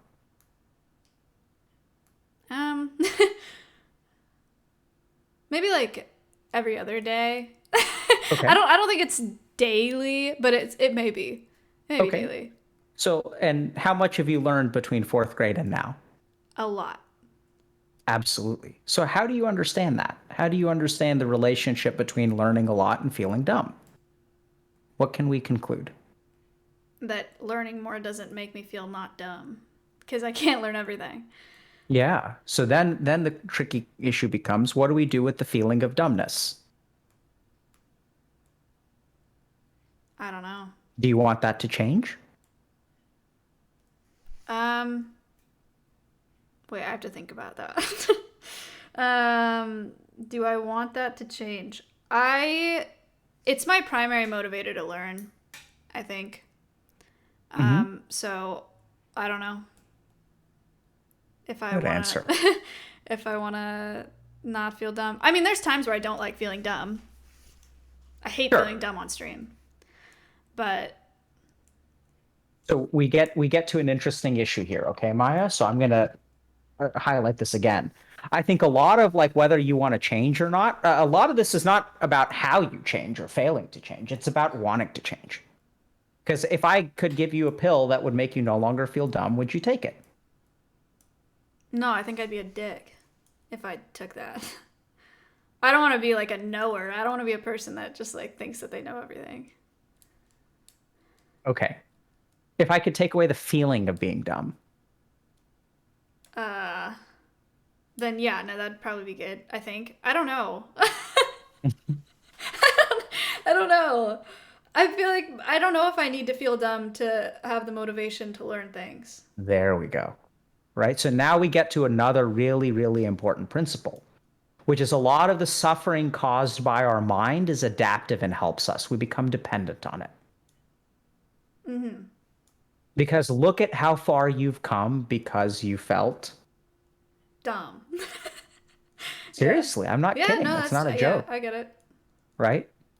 Right. Because it's like, look at how inadequate you felt in the 4th grade. Right. Because it's kind of interesting because you say that I wasn't in any advanced classes. Like that doesn't mean you're dumb. It just means you're normal. Right. Right? And even then it's like, and so like this has been your driving force to like, you know, carve out your niche, get an A+ in horsemanship. When my noob friends are like still in school with their head between books, like I'm going to be out there like saving the world and doing endoscopies on emus. Bitches. Right. I'm going to be someone. Yeah. Right? And you are someone and you've become someone. And yet you carry the feeling of dumb with you. And I think this is all like feels related to me because it's sort of like I get the sense that if you miss out on an opportunity, you don't have faith in yourself to be able to recover. That like this is the chance. Right? And if I miss this opportunity, like everything is going to come crumbling down. Like you will only feel that way if you don't have faith in yourself to adapt to circumstances and find a way forward, which I think you're going to do fine. Like I think that everything could come crashing down around you. I think you'd be fine. It'd be hard psychologically, but I think that your actual commitment to your mission will find a way for you to make a difference in the world. Mm-hmm.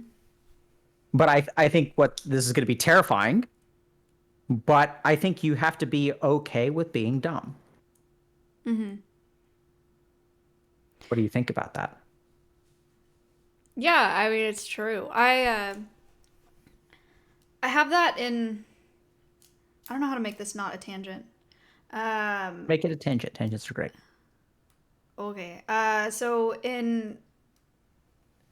when you work with animals, there's one of the things that I say all the time. I use the word knower, as I feel like there's learners and there's knowers, you know. And for some reason in the animal industry, it's super prominent, like who's a knower and who's a learner. You just get people that have been in it for 20 years, 30 years, 40 years, whatever. And then you have these new people or younger people that are just really bright-eyed and really passionate and are just learners and they want to learn everything. And they end up getting shut down by the knowers, and then those kids burn out. I've seen it since I've started working in animals. I've seen so many burnouts at every single facility that I've worked at. I've seen a burnout. And so when I'm leading people at the rehab center, because I'm on the board of directors at the rehab center, so I do volunteers and stuff like that. And I always tell them, like, don't ever feel dumb, you know, like it's ask as many questions as you want, you know, like we're all dumb. Like we don't know what we're doing. We're like, I'm still learning all the time. I still have to call people all the time and ask questions about these birds because I don't know this and I don't know this. Like I preach that. I'm really annoying about it. Annoying is not the right word, but I like hammer it in, you know. It's the same thing at my facility. I tell people who are helping at my facility, like none of us know what we're doing. So like ask as many questions you want. This is why I didn't want to make it a tangent because I forgot what your actual question was. I think it was perfect. Okay. So trust in the connections that your neurons make. So what I'm hearing from you is that there's a certain Maya who's actually confident in herself and is therefore okay being dumb. And then there's another Maya who's not okay being dumb because she actually doesn't believe in herself. Right. So she has to be smart. Mm-hmm. True. Yeah. And then we kind of come back to like, which one do you want to be? The first one. Okay. Ideally. So this is good because I think I've asked you a couple of times if you want certain things. Do you want to Sure. be less toxically productive? You said no. You know. Yeah. Do you want to be stupid? You said yes. I want to feel dumb because it's what drives me forward. And I think now we've hit a point where like we can get on the same page about like what you want, which is to recognize that actually like feeling dumb is completely independent from the acquisition of knowledge. And that actually, if we really pay attention, most of your growth has come out of places where you sort of admit your ignorance as opposed to try to fix it, right? Like there's a difference between learning to not feel dumb and like learning for the sake of like wanting to understand something. And I think the real challenge, Maya, for you is that you have so many different conflicting things that coexist. That you can be proud of yourself. You know you have your niche. You know you're good at what you do. You know that you're making an impact. You know that every time you sort of support a learner in the face of knowers, you're actually having a profound downstream effect on conservation. Right? So, and this is where I think, like, frankly, you got to let go of all of this, like, I need to do it now. Otherwise, like, you know, dogs won't be able to eat dinner tonight. Because I think as someone who's just a little bit older, and I got to play the I'm older card on you now, which is a card that I generally hate playing, but I'm gonna play it this once. We'll see how you receive it, okay? If it works. Sure. But I think Maya, the amount of impact that you're having, it's arrogant for you to think that you know what impact that you're having, and that's like cutting back a little bit is going to have such a profound impact on the world. Like you just don't know. Right? Like you have no idea how much these little conversations that you have when you're volunteering with someone who's like excited about conservation, like that can have such a huge impact on thousands or tens of thousands or hundreds of thousands of animals' lives. Right. Yeah. So how is the I'm older so I know better card playing with you? No, it makes sense. What do you think about that? And I think at the end of the day, I mean, I think it's okay to be dumb. It's okay to be inexperienced, and everything's not going to come falling apart around you. What do you think about that? It makes no sense. I think that it is Good. fine for everybody except for me.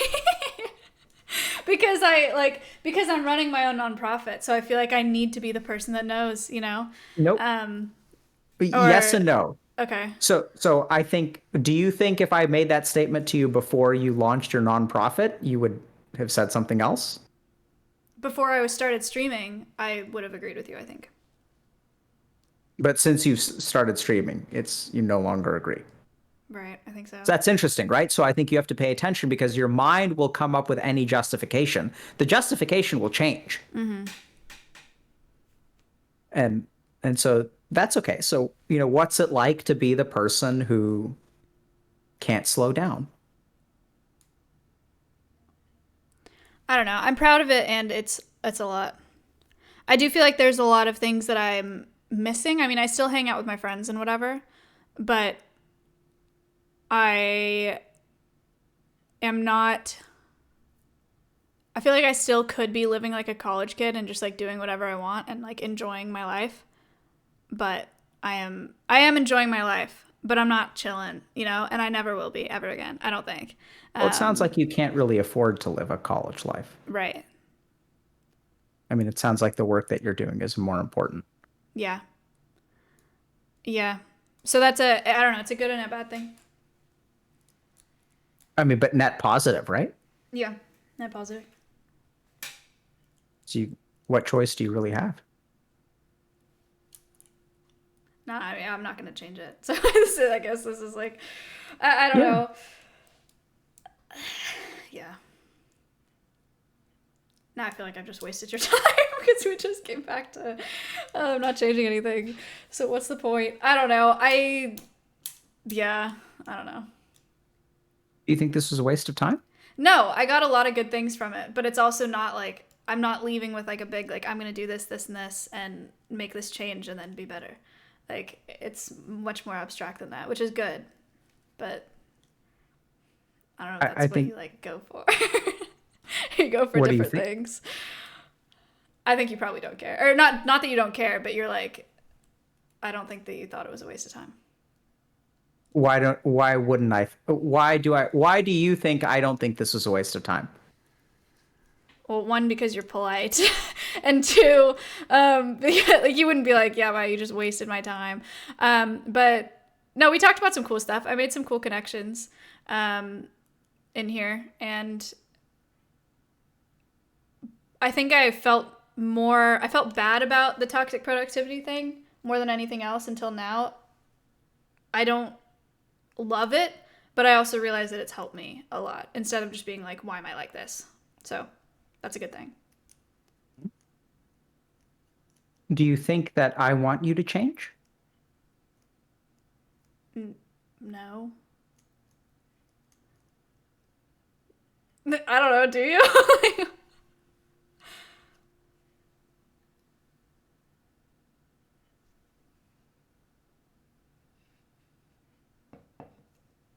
Let me think about that for a second. Okay. I was trying to help you change. But it took me a little while to realize that you don't want to change. And so that's okay. I'm not disappointed in that. And I think that one of the most important steps that we can take, because you came in and you said this thing is bad. Yeah. And now we're saying this thing is good. No, I still think it's bad, but I also think it's good now. And before, I didn't think it was good at all. Okay. So, and that's a win? Yeah. Okay. So here's what I'll share with you, Maya. I think that, I know it sounds weird, but you Okay. came in thinking that toxic productivity is bad, and now you think that toxic productivity is good. And I think that's a win too. Okay. It's weird. And there's a simple reason for that, which is you can come in and say, I want to change. And then I can try to help you change. And what are you going to do when I try to help you change? If we were actually like, if you were like my therapist or something, we were doing this weekly, and you're like, you gotta relax, I'd just be frustrated. I'd just be Yep. like, why are you telling me to not do as many things as I want to do? Yep. Right. So this is where, like, you came here and you said toxic productivity is bad. And then for a little while we played the game of, okay, let's see if we can get you to change. And I think we came to a very important revelation. Is that toxic productivity is bad, but it also is good. It comes with a price. It's a double-edged sword. You know? It's like eating a spicy curry. Like, it's good going down, but it ain't gonna be pleasant coming out. Right. You know, it's like you gotta pay the price. Right. Yeah.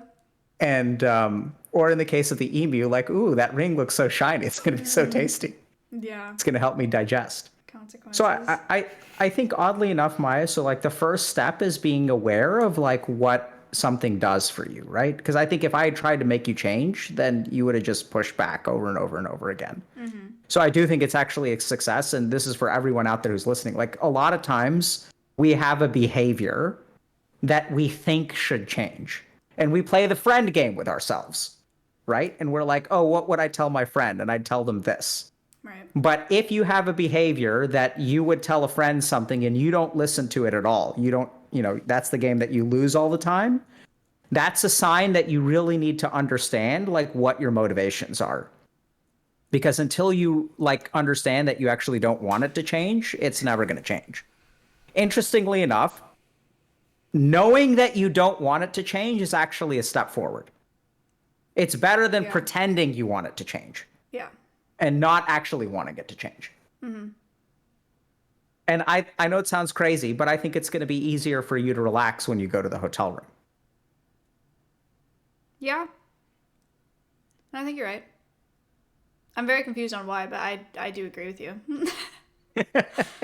Right? So I think I think just understand that you're not really ready to change your toxic productivity quite yet.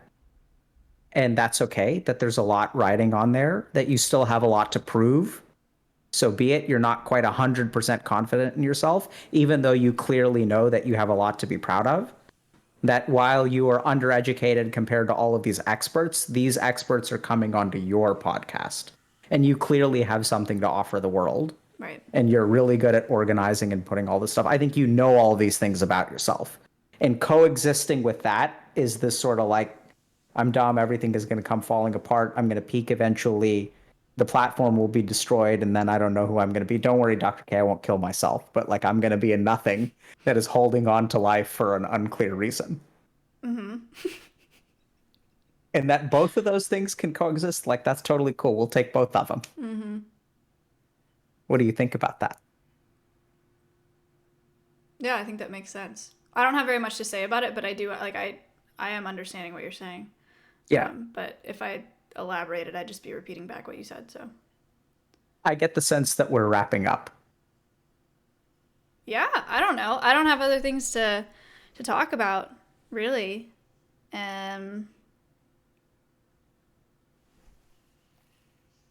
Yeah. I mean, is there something that you want to discuss? No. It's just I think I sort of signaled. I got the sense that we had reached a good stopping point when you said something like, "This has been a waste of your time." Oh. Honestly, I'm Right, also so- looking at the time because they told me that you have a commitment for my time. So I was also like, Yeah. I mean, that's my commitment to manage. okay, You don't have to worry about that. yeah. But good luck with your stuff. I mean, do you want to tell us, like, is there somewhere that we can go to learn more about your work or anything like that? Yeah, in my chat you can do command Alveus if you want. It's ALVEUS Sanctuary on all platforms. So we do have a Twitch channel. We haven't done anything on it, but Twitter, Instagram, TikTok. How did you come up with the name? It's not a direct translation, but it's reservoir in Latin. And my thing on my podcast is always saying that Twitch is an untapped reservoir for doing good. So That's cool. yeah. Well, thank you very much for coming on. Do you have any questions for me? I don't mean to boot you or anything, but I sort of feel like we're at a good stopping point and we've learned something today and that it may be a little bit easier for you to relax. Yeah. I don't think so. I don't think I have any questions. I do feel bad. I feel like I was like, I just like walled you. Like I feel like you were trying to help and I was just like, I got it. Like I'm good. I'm just gonna keep doing what I'm doing. But I don't know. I need to think about it more off stream probably. I think it's okay to do that. Okay. I'm not. Do you get the sense that I'm disappointed or frustrated with you? No. Okay. Yeah, I think you actually did a good job of pointing out. Sometimes people are like, oh my God, Dr. K, I'm going to change everything about my life and fix Right. it. Yeah. No, that's not actually how change happens. Okay. And I think sometimes we actually do a disservice because that's what we make it seem like Sure. change is like. I think you actually illustrated how change really is way more than some of our more like histrionic streams. Right? Because there's a lot of resistance. It's a slow process that like you come in pretending that you want to change and you actually don't. And part of that, and I think the reason that you're more willing to give up toxic productivity now is like it's hard to give up that which you don't know has value. Because what you really have to do, Maya, is sacrifice your productivity. You have to give something up to relax. And I don't think you're ready to make that sacrifice yet. No. Which is fine. Okay. Sweet. Good luck and make the world a better place. All right. Thank you so much. I appreciate it. You're welcome. Bye. All right. I'll talk to you soon. Man.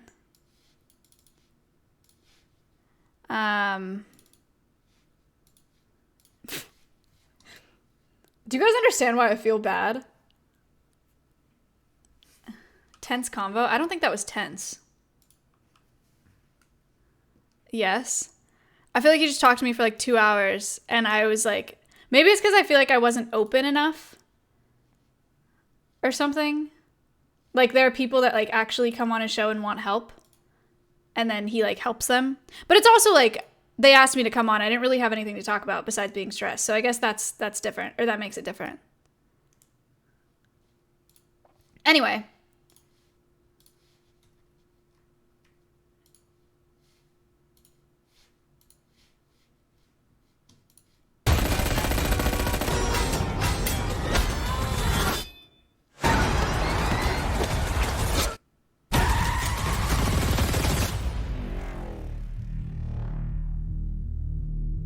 Every warrior That was cool. has a beginning. I'm on a new level. For 600 years, our ninja have brought peace to the world. I'm on a new level. I need warriors. Wait, is that Simply? Like you. What do I have to do? The journey from here is yours to decide. 3 for 5. But that is just the beginning. I'm on a new level. Simply! I'm on a new level.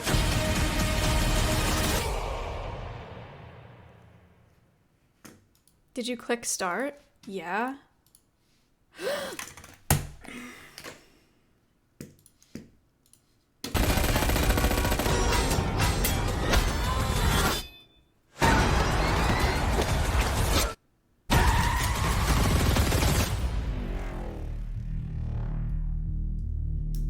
Every warrior has a beginning. I'm on a new level. For Simply. 600 years, Is that our Simply? ninja have brought peace to the world. I'm on a new level. I need warriors like you. Join Joyce us. the Prophet. What do I have to do? No. The journey from That was cool. here is yours to decide.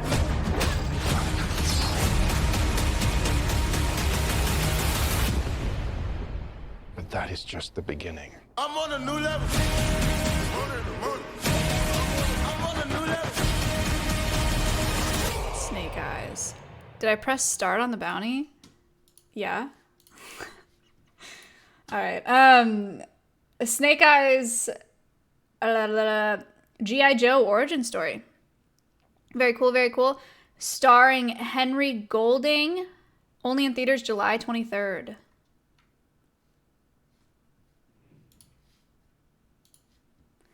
My food has been at the door for some time. I'm gonna go grab it and then we can watch like a doc or something. Therapy takes work and practice. You did great. You don't have to do therapy perfectly. I try to 100% therapy all the time, but it was something I had to notice I'm doing. It's okay to feel both good and bad at the same time. Man, I used to be in therapy 4 times a week for like 3 years. Yeah. I think it's just like, there were days, the reason that I stopped therapy is because sessions started feeling like that, where I felt like I went and I felt like I was wasting your time, which is dumb because I'm paying your money. But, I'll get food and then I'll explain this to you. Hold on.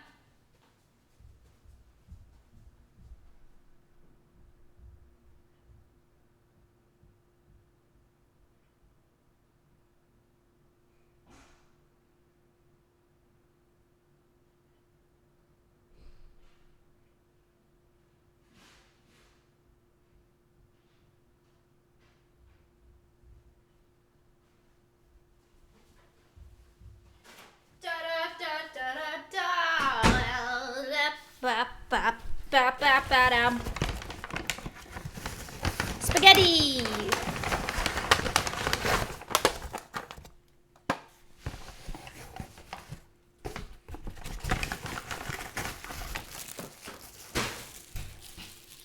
Spaghetti and garlic bread!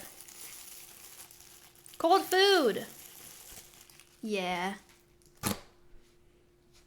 I have seen the new Snake Eyes trailer. That's so crazy that you bring it up. I just watched it twice, actually. No, I don't know. Well, he's fine. We're fine. I just feel like I wasn't as open as I could have been, maybe. Like, I went in it knowing that I wasn't gonna do anything different, really. So that's why it feels like a waste of time, but it's fine. He's not mad. We're good. Okay, shall we, what do you guys want to watch? Will you watch a documentary or something? Nothing too long, because I gotta get to the feed store today before it closes. JCS.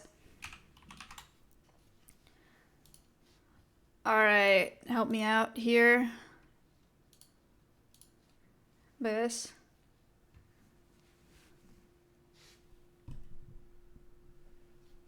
Pick one. Please?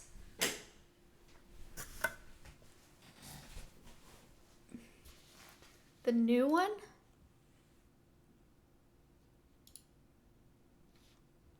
What?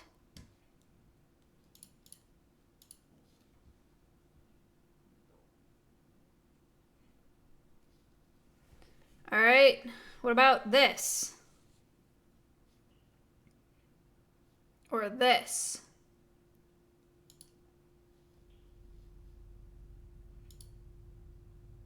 We've seen this one? The definition of justifiable homicide is a killing without evil or criminal intent. It's a type of defense used in criminal law, where the homicide of another is excused by reason of the offending party being under imminent threat of death or serious bodily injury. A homicide in this instance is considered blameless, yet the ability to prove or refute this defense will often boil down to some of the most precise technicalities that would most often be considered insignificant under different my bad. circumstances. At around 3:30 p.m. on July 19, 2018, 29-year-old Brittany Jacobs drove to the Circle A food store located in Clearwater, Florida. In the passenger seat was her 28-year-old boyfriend, Thank you. Marquise McLaughlin, while in the back seat were their 3 children who were all under the age of 6 at the time. When they got to the store, Brittany parked the vehicle in the store's only handicapped parking space located on the side of the building. Marquise then got out and went into the store with their 5-year-old son to buy drinks and snacks. Roughly 90 seconds later, while Brittany was still inside the vehicle, 47-year-old Michael Draka pulled up in his Toyota and illegally parked alongside her. He got out of his truck and started circling the young mother's car, looking for a disabled parking placard. An altercation ensued after 20 seconds, with witnesses inside the store reporting they heard a loud and aggressive argument between a male and a female. Marquise exited the store 75 seconds after the start of the confrontation, approached Draka, and forcibly pushed him to the ground. Exactly 2.5 seconds after that, while still on the ground, Draka pulled out a .40 caliber Glock pistol and fired a single round at Marquise, who then ran back into the store and collapsed in front of his son. Paramedics arrived within 19 minutes and rushed him to the Morton Plant Hospital. He was pronounced dead at 4:04 p.m. CCTV footage captured the entire incident.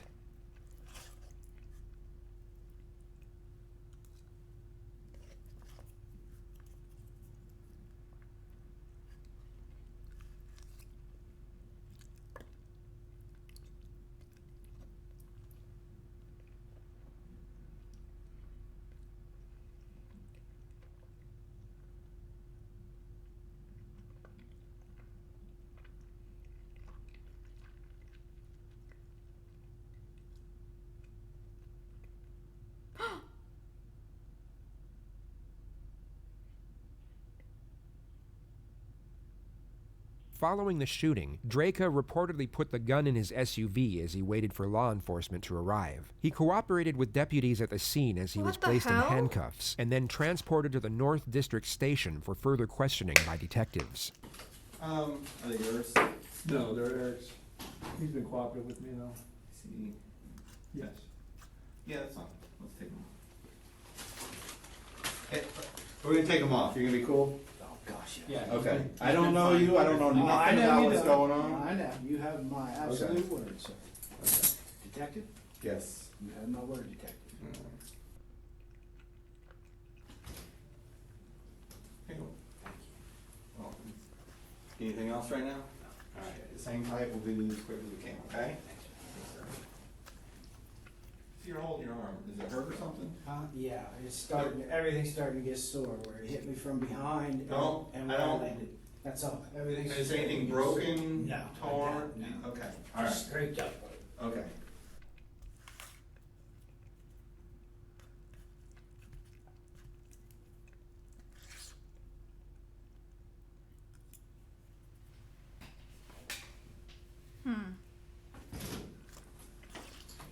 Hey, Michael, how you doing? I'm Detective Upton. Left hand. Left hand, okay. Sorry to have to meet you under these stressful circumstances a little bit, but. Myself as well. What a Yeah. bitch. Hey, I'm not the, this is Detective Shields, I'm How sorry. you doing, Detective? Nice to meet you, sir. I'm not the case agent in this. I'm a detective in the same unit. The case agent and the assistant case agent, if that makes any sense to you, are gonna come speak to you in just a few moments, okay?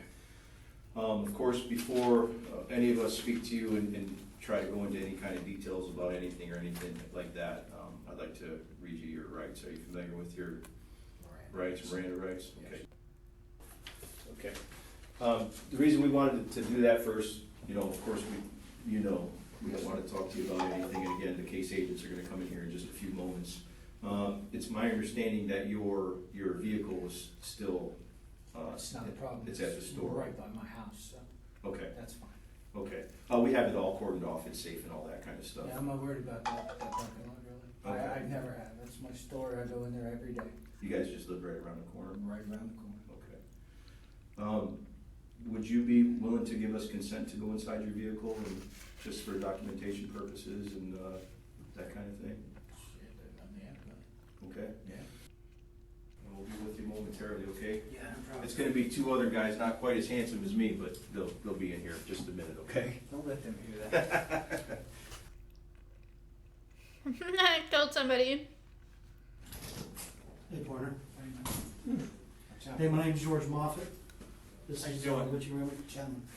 You've been sitting here for a while. You mean to use the restroom or anything? Yes, please. Okay. Get enough water and everything? Yeah, I'm good, thank you. Mhm. I need to get rid of it. Yeah. Just to reiterate, man, my name's George Moffett. All right, we're just here at the Pinellas County Sheriff's Office North District Station. Today's date's July 19th, 2018. We just want to talk to you, reference today's shooting. Just go through your kind of day, like right before you get to the store. Oh, just coming back, going home, stopping at the store first, and then right around the corner to home. Where do you live at, sir?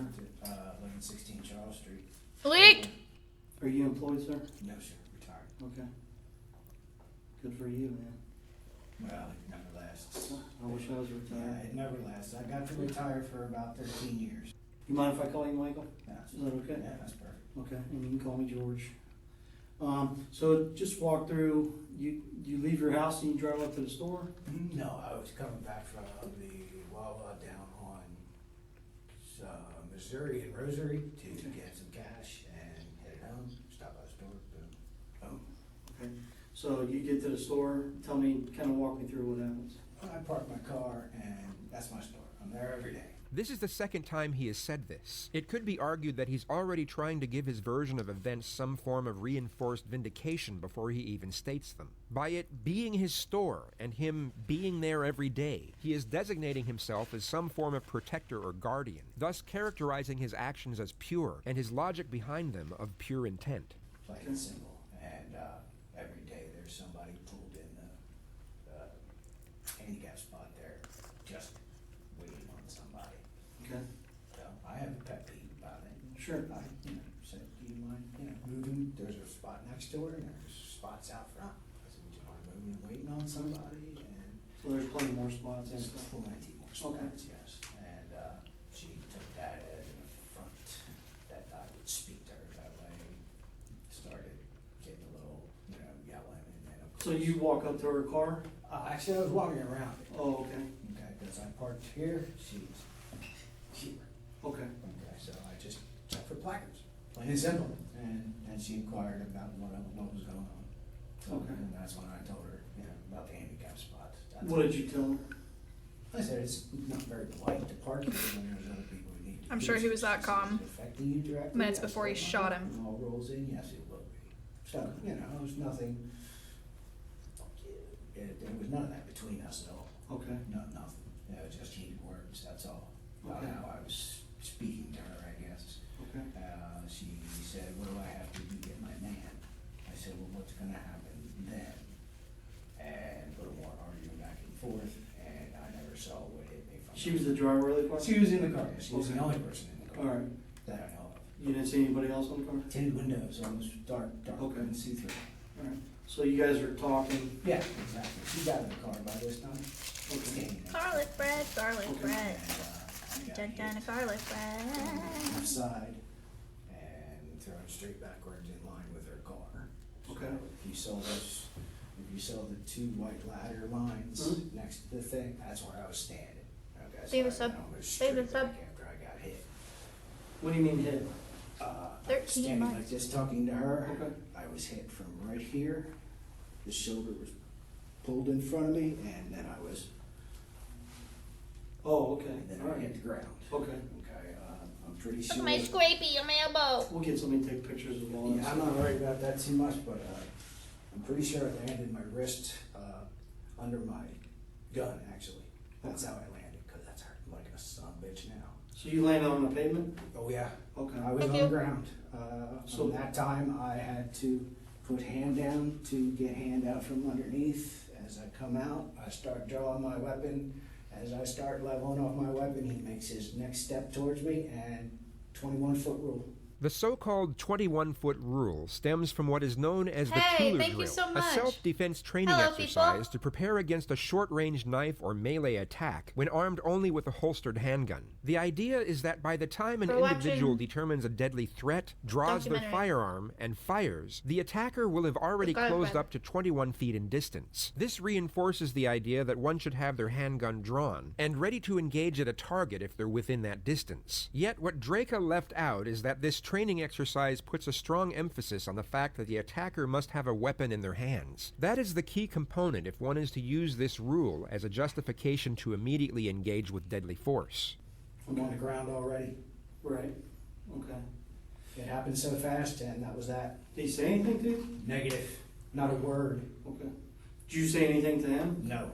Like back up? Or? No. It could be assumed that the suspect's frantic response was because he felt threatened by the question. Put yourself in his position, but assume that you knew, without question, that you were in the right, and there was no other option than to fire upon the attacker. When posed a completely logical question such as this, you would take a moment to grasp and incorporate its principle. This is because you would have no need to be in a defensive state of mind. You would feel no threat, and it's human nature to be inquisitive and curious about matters related to our own decision-making. It's how we grow as people. Yet if we are in a defensive state of mind, this natural curiosity would be overlooked, as our focus would be projected outward toward the perceptions of Sorry, kid. others, rather than inward toward our own. In this instance, it could be argued that Draca's immediate response, void of any contemplation whatsoever, is him trying to insinuate that he felt so threatened by the attacker that even the thought of giving any sort of a warning is an illogical concept. It's a variant of the emotional response known as appeal to extremes. Okay. So you draw your weapon. Talk to me about that from Well, the way I was able to draw it, I couldn't level it with one hand, so I had to eventually try and bring my left around for support. Okay. And he made his step towards me, and that was that. How many steps did he make towards Just you? one step. Okay. And then that was that. Talk to me about that. What do you do from there? Thank you for the 5. I made sure there's no other threat around him because it spun him a little bit, and he ran into the store. Immediate threat gone. I did have her as a potential. No, I mean beforehand, before you fired the gun. Ask me the question. Before you fired the gun, Yes. once you pull the gun out, Yes. okay, you said he stepped towards you? Yeah.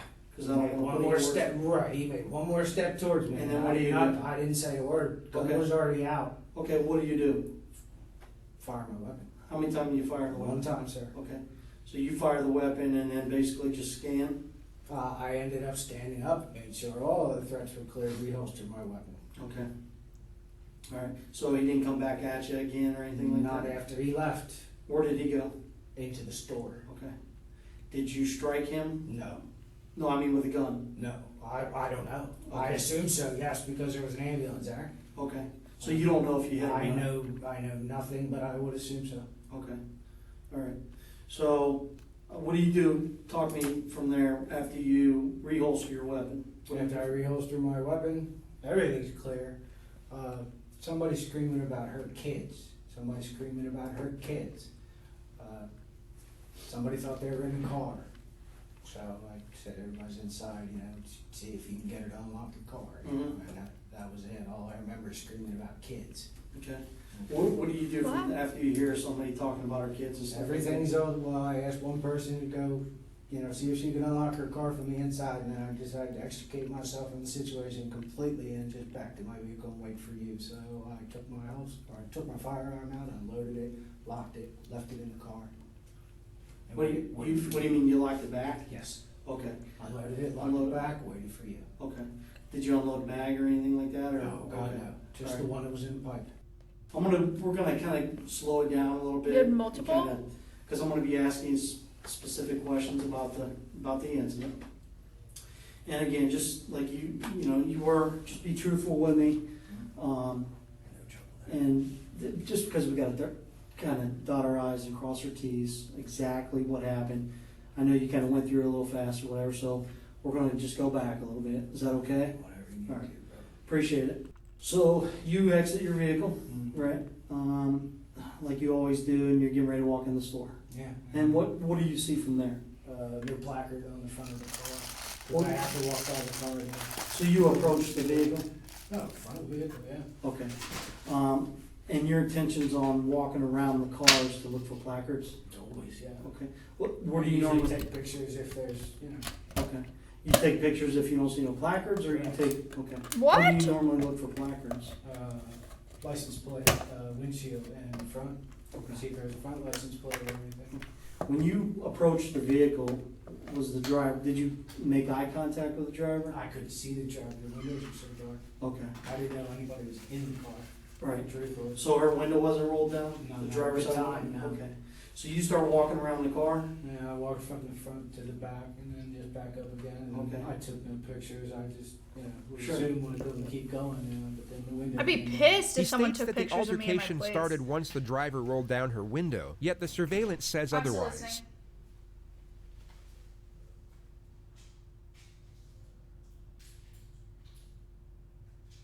The prosecution stated that the suspect spotted the driver through the windshield and engaged with her at this moment.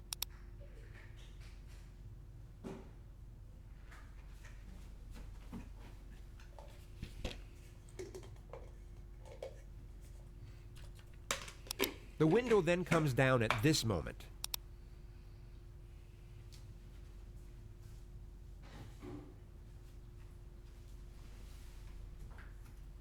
Was the car running?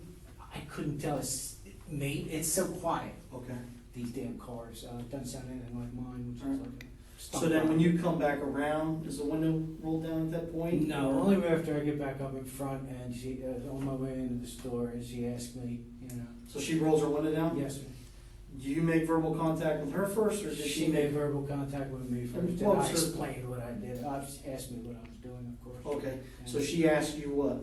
What do you do? What do Walking you around know? my car? Yeah, I And you said said- I'm looking for handicap placards, Okay. And then I didn't say, well, what's that matter So- to you? okay. So when she rolls her window down, she says, hey, what are you doing? How far are you away from the car? To the front of the car. Okay, so you're standing at the front? Yeah, about the front of the car, which is the Are edge you of on the the curb? sidewalk, yeah. Okay, so you're on the sidewalk? Yeah, I'm not exactly in front of the car, I'm on the sidewalk, at the front of the car. Okay, so after you start talking to her, do you approach the driver's side of the car? Yeah, just, of course, I don't wanna yell back and Right, forth. that's understandable. So how far do you approach the vehicle, distance-wise, approximately? You may be wondering why they are asking such specific questions when the entire incident was captured on surveillance. Yet they are not asking for the purpose of gathering facts. They are asking to see if the suspect will amend the facts to fit with his own narrative. Anything he fabricates can be used against him, especially during cross-examination to negate his credibility. It's gonna be, she's in the car, and it's. Let's say I'm the driver. She can probably smell your breath, Okay. after a while, it's not like I was leaning in her car or anything. Hopefully you can't smell my breath. Oh, yeah, hopefully you can smell mine. So can you show me how far, let's say I'm her, how far do you come up to her? By the window. Okay, so a couple feet. Yeah, I'm not gonna Okay. encroach into her car. All right. So you guys are bickering back and forth. Next thing you know, you get pushed? I'm blind, push nothing, tackle. I'm Okay. blindsided, dude. Okay. I'm on the ground hard. So he shoved you pretty hard? No, for what it felt like is he come running at me. Okay, like full force? Dude, I haven't been hit like that since I was in my 20s. Okay, all right. So he shoves you to the ground, you fall to the ground. Correct. Okay, Slightly, dude, not very, slightly. okay. Do you hit your head? Don't know, don't feel anything. Okay. Don't know. So you don't know if I you- sideways like this, and literally just landed under my gun. Okay, so I landed on my wrist on my gun. Okay, Had to reach over to extract my hand. to push yourself To back. push myself up off of that, and as I'm reaching and pulling around, He's not standing fat. in front of me. As I come up, he's taking his step towards me. Okay, now let's discuss that. If you don't mind, could you sit on the ground real quick for me? That's where I was. I don't want you to hurt it. No, Okay, we do. so you're on the ground, right? I'm on the ground like this. Okay, how far is the guy away? Front of the car. He's at the front of the car? Front of the So he's on car. that sidewalk, kind of curved area? No, he's in front of the car, off the sidewalk. Okay, right on the edge? You got it. So how far do you think he's away from you? I might have been right at the edge of the back of the front door. Of the car? Correct. Okay. All right. So he's up by the front tire? He's up by the front tires. No, further than that, man. Further than this? Further than that. Okay. I was back further. He had to be further than that. Okay, so he's about this far, Yeah. or maybe even further. And as I come up this way, because I have to come up off my hand, all right, I bring the gun out with me, And as I'm coming back this way, I can't support it, so I hit this. Okay. And as What does he do? as I come out like this, he's Understand taking his cats. step. Okay. Taking a step? Taking his steps towards me. Okay. So let's look at the footage.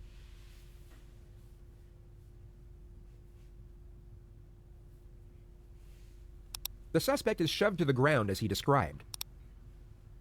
This is the moment he reaches for his gun. Marquise sees this and starts backing up.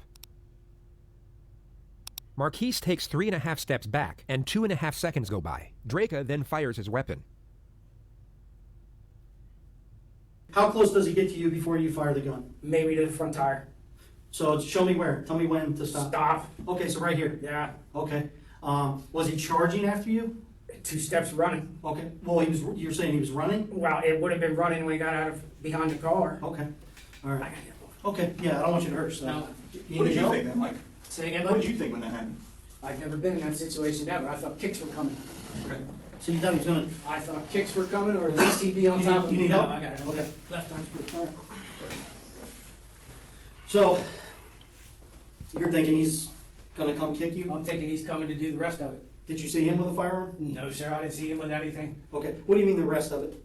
Whatever beating was coming after Okay. that. He just asserted that he thought kicks or a beating was coming. If he had spoken with a lawyer, he would have been advised to not only state, but put considerable emphasis on the fact that he believed that his life was in danger. He would have essentially been told to say that it was either his life or the attacker's, and that there wasn't a shred of doubt in his mind that he would have been killed had he not fired his weapon in self-defense. Even without the surveillance footage to refute his version of the altercation, these statements alone would be extremely damning in a court of law. So you thought he was gonna beat you himself?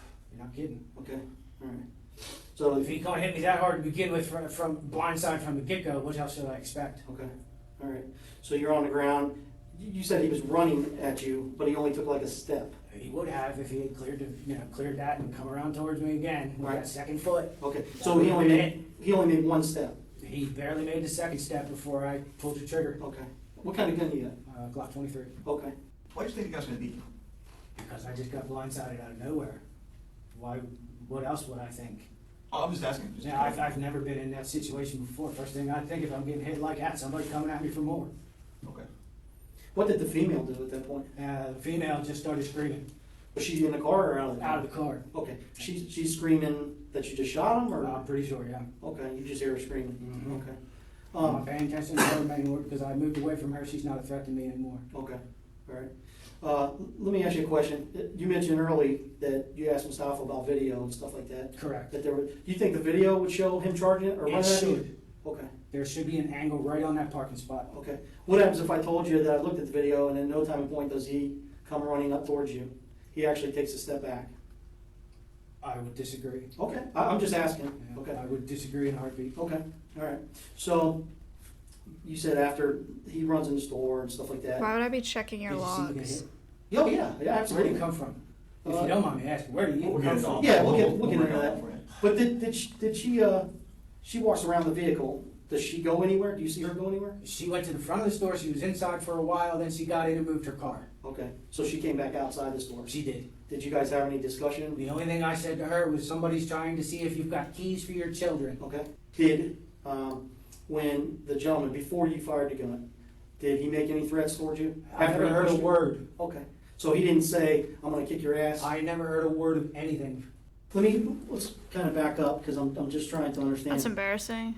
Excuse me, before you shoot him, okay, and he had already shoved you, right?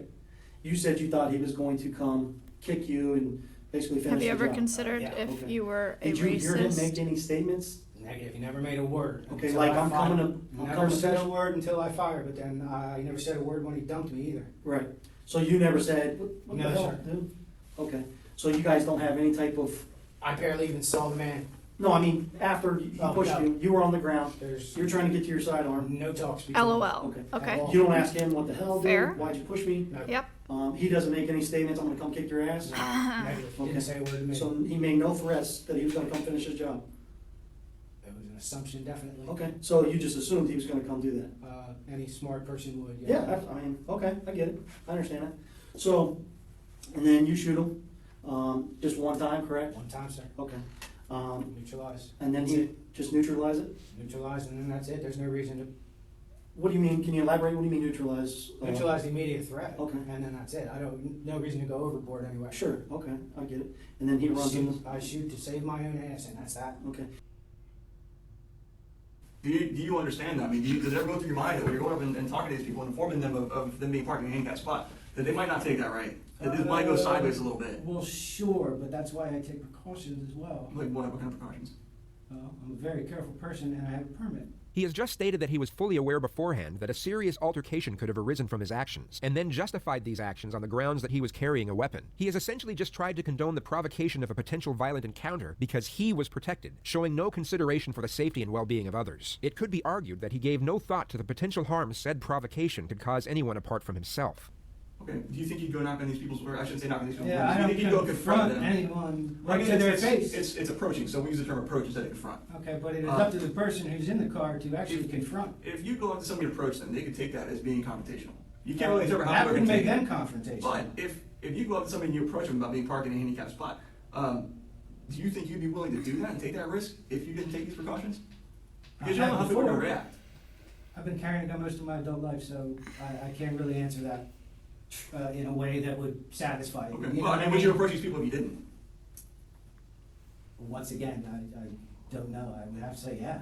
Okay. But I wouldn't know because, like I said, You always carry? I've always carried firearm. Okay. Since how long? How long have you carried it? I was 22. How old are you now? 48. If, let's say on the video, watch a video, whatever, and he doesn't approach you or make any steps towards you like you indicated. Exactly what I saw. Thinks I'm a Okay. So racist you because a saw guy him come pushes someone with a gun. Okay. What happens if he Push didn't somebody, come gets towards you? shot. Would you still Hell fight no, around? There's no reason to. America. If he's retreating, then I don't need to use my firearm. What if he's just standing still?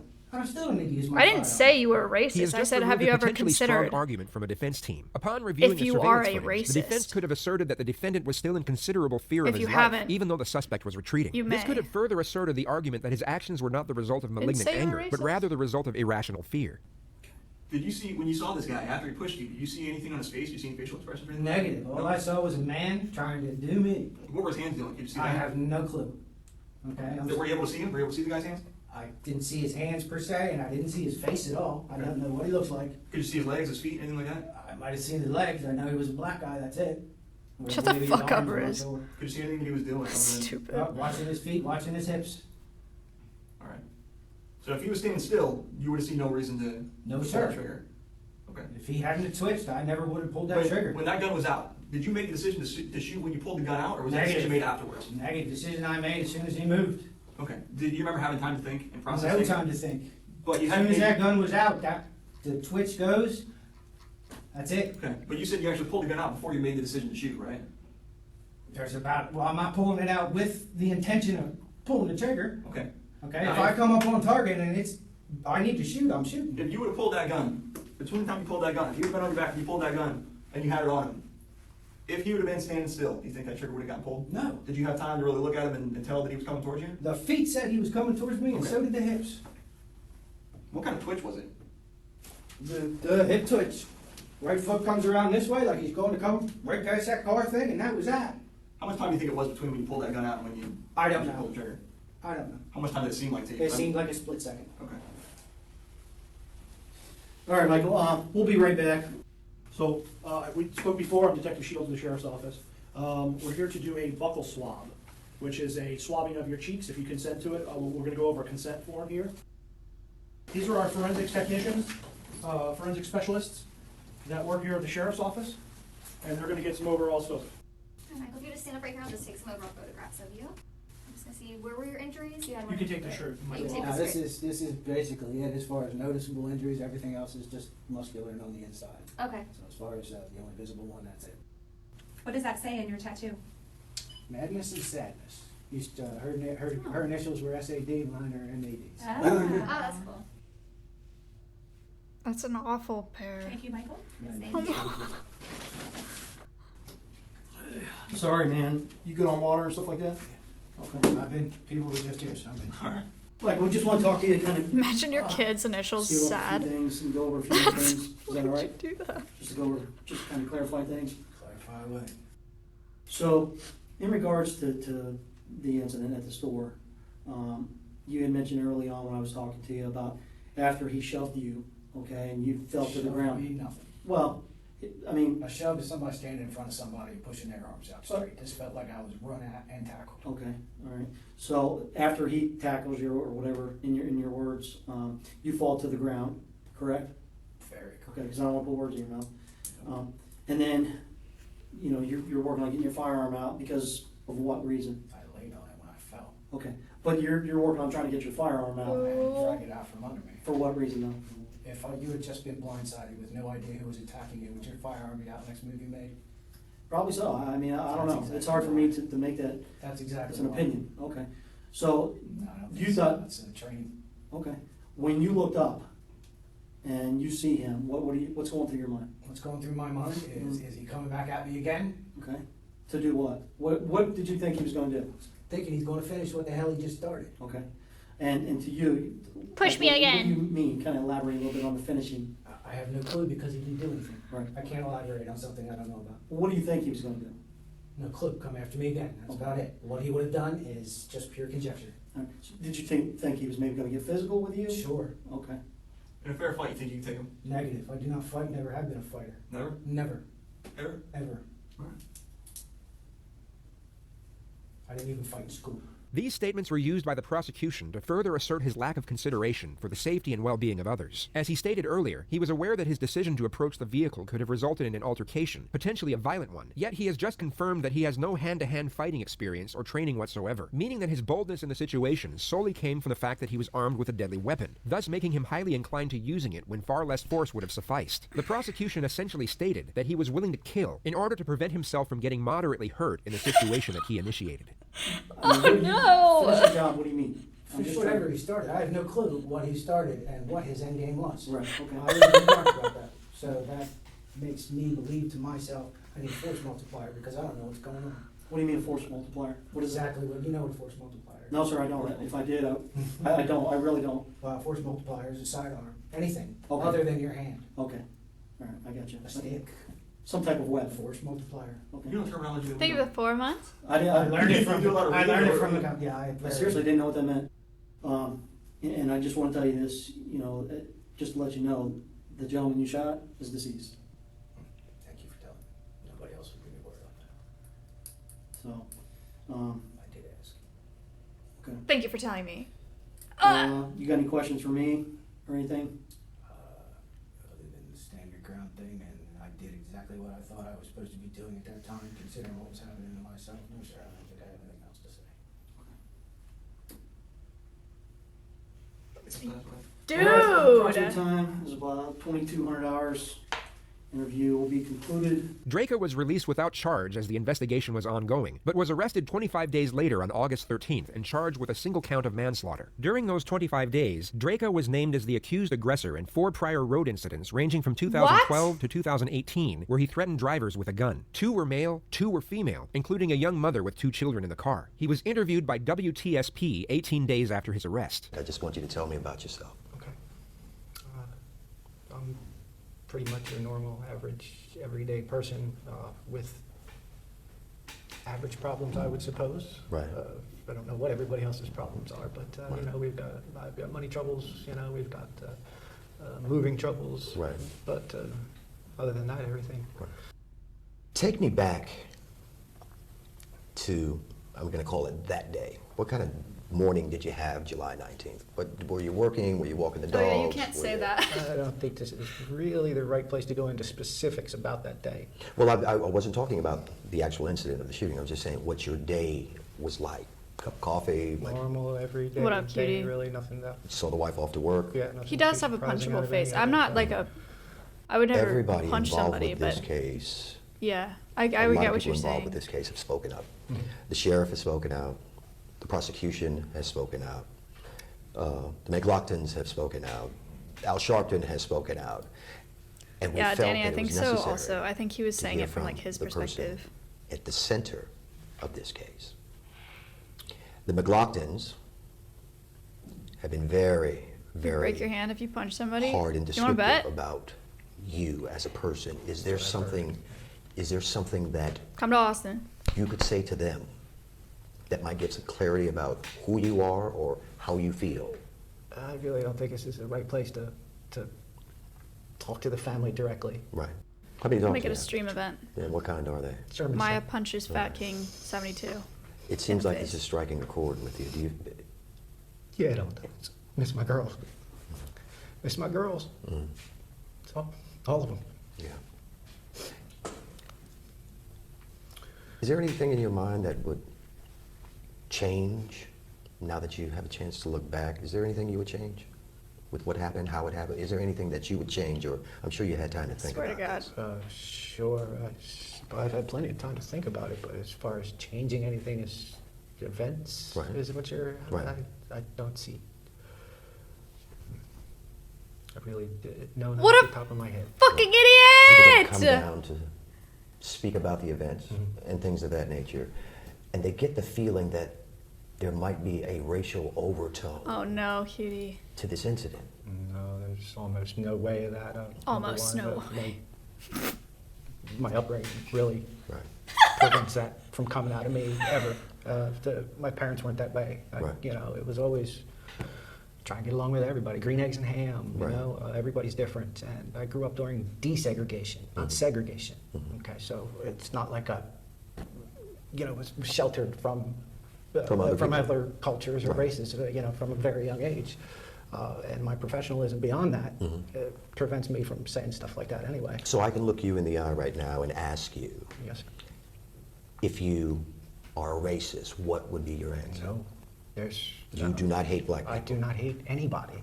He was released from jail 1 month after this interview on a $100,000 bond. His trial began on August 19th of 2019. One of the most high-profile trials in the Bay Area will officially get underway. Michael Draca's attorney will argue that Draca fatally shot Marquise McLaughlin in self-defense. ABC Action News reporter Jasmine Stiles joins us live now from Clearwater with a breakdown of the jury. At 8:45 this morning, That is not prosecutors what I and the expected defense her will give their to opening sound like. statements to 6 jurors. We know that they are mostly white, and none of those jurors are black. It took about 2 days to whittle down the large pool of potential jurors. And watch his reaction when he finds out in the interview that Mr. McLaughlin had expired.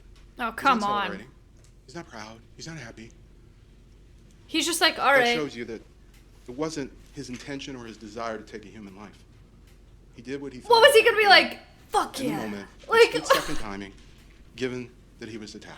It's not a high-definition video. You heard their own experts say it was standard definition. We don't even know the age of the cameras that captured the images.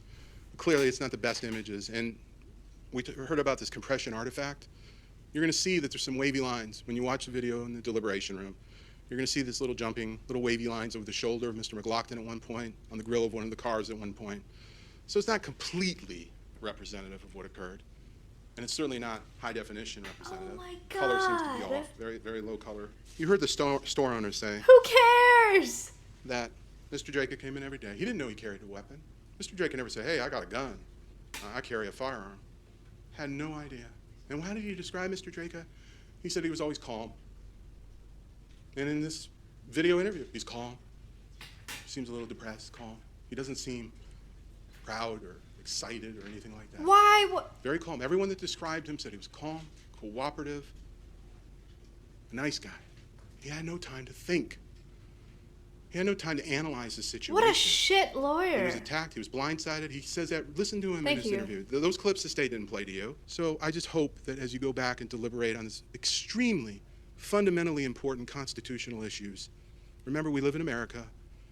Mr. Draca is presumed not guilty unless the state is able to overcome that presumption by evidence and testimony.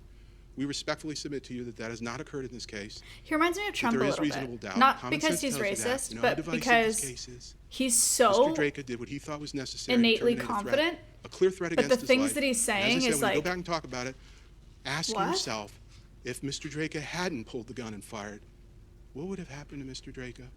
Mr. Draca was the victim here. That's the sad part. The victim, the true victim, has become the defendant in a very serious criminal case. His life and liberty are at stake here on your decision. Think it through. One man is already gone. Do we want to take another man's life away from him on this kind of evidence when there's this kind of doubt in the case? Thank you for your time. What we have to do as the state of Florida is prove beyond a reasonable doubt that that defendant committed the crime of manslaughter. Now, what is a reasonable doubt? Here is a story that I tell in closing arguments. Admittedly, it might sound silly, but it's to demonstrate what is and what is not a reasonable doubt. So let's say that you're walking your dog at night, and it's Florida, of course, and you hear some thunder, you see some lightning, you smell the rain, you go to bed. You wake up, water everywhere. Okay? Beyond a reasonable doubt, it's been proven that it rained. Now, is it possible that a helicopter went over the neighborhood, go into some forest fire, dumped a bucket of water over the neighborhood? Is it possible the sun's not going to rise? Okay? But that's not reasonable based on the evidence. The evidence is there was thunder, there was lightning, the smell of rain. When you look at all that, it's been proven beyond a reasonable doubt that it rained. And one of the most important things that you do not leave when you come into a courtroom is your common sense. So common sense tells you that it rained. Now, can you speculate this? So let's say that you have some kids in the neighborhood. Let's say there's 3 kids. You got Allison, you got Alyssa, and you got Timmy. Okay? And Timmy's the terrible one in the neighborhood, and he has the super soaker gun, and he likes to spray that super soaker gun everywhere. Now, can you speculate that he took that super soaker gun, went all around the neighborhood when you were sleeping, and sprayed water everywhere? Well, sure, because you can speculate about anything. But is that reasonable based on the evidence? Thunder, lightning, smell of rain? Absolutely not. That's not reasonable. So when you look at the evidence, now the evidence in this case came from that witness stand, and it's from all the exhibits up there. When you look at all of that, we've proven beyond a reasonable doubt that that defendant is guilty of manslaughter. To prove the crime of manslaughter, the state must prove the following 2 elements beyond a reasonable doubt. Number 1, Marquise McLaughlin is dead. No issue with that. Unfortunately, number 2, Michael Draka intentionally committed an act that caused the death of Marquise McLaughlin. Okay? So, did he intentionally shoot him? Yes. The way this case has been framed for you is whether or not this defendant was justified in shooting Marquise McLaughlin. But I'm going to frame it a little differently because based on the evidence, and really here's the $1 million question. We've heard so much evidence, okay? But here's the $1 million question you need to ask yourself. Was this defendant justified in shooting a man that came out to protect his family while he's retreating, while he was unarmed? That's the $1 million question. It was the most perfect shot he could take. Hit him right here, traveled through his lung, through his heart, rested on the other side. The most perfect shot he could take. Didn't hit him in the toe, foot, knee, calf, thigh, stomach. The most perfect shot. Did he reasonably believe, as Marquise McLaughlin was backing up and turning to go into the store, that he was about to die? Because that's what that instruction says. Did the defendant reasonably believe he was going to die as Michael McLaughlin backs away when that firearm comes out? Did the defendant reasonably believe he was about to suffer great bodily harm? Was he about to be beaten to a pulp as Michael McLaughlin went backwards? Was he about to die? Was this defendant about to die or be beaten to a pulp when he took the first step back? Absolutely not.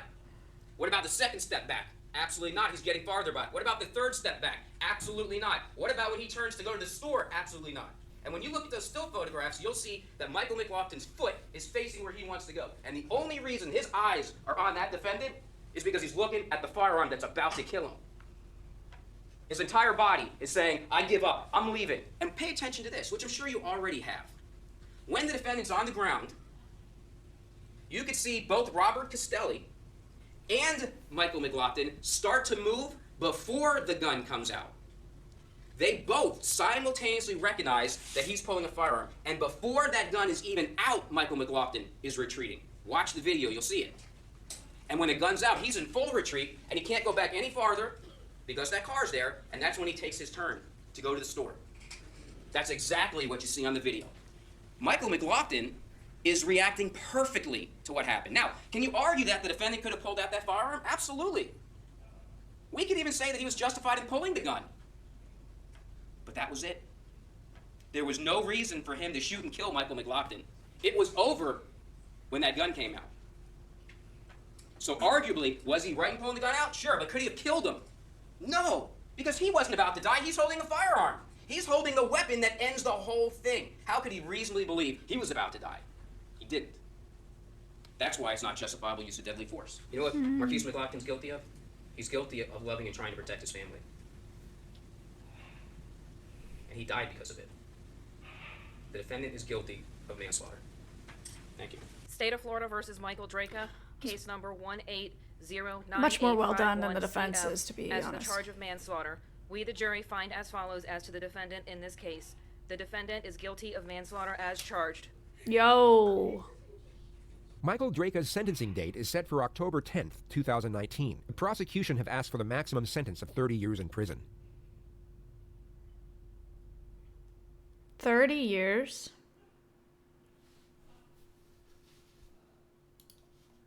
30 years for manslaughter? He only got 20?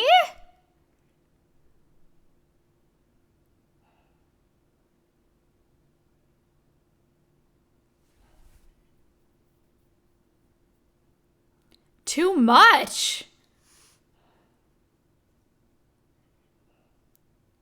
What?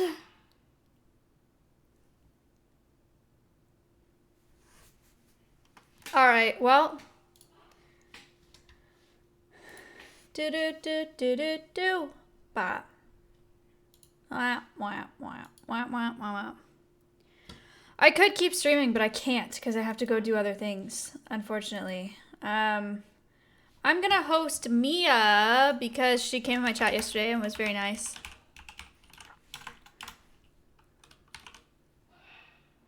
Second stream of the day. Good stuff.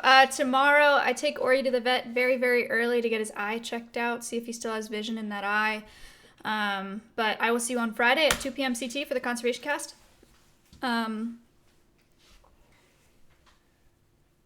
It's gonna be a good one. There's a new YouTube video. Go watch the new YouTube video. Morning stream was very good. Yeah, I was really happy with how that went. It was nice. No tech problems. Just fucking chilling, streaming what I'm doing, which is sweet. That's what we've been doing out there. So I'm glad you guys got to see it. Let me pull up brand new Lamborghini.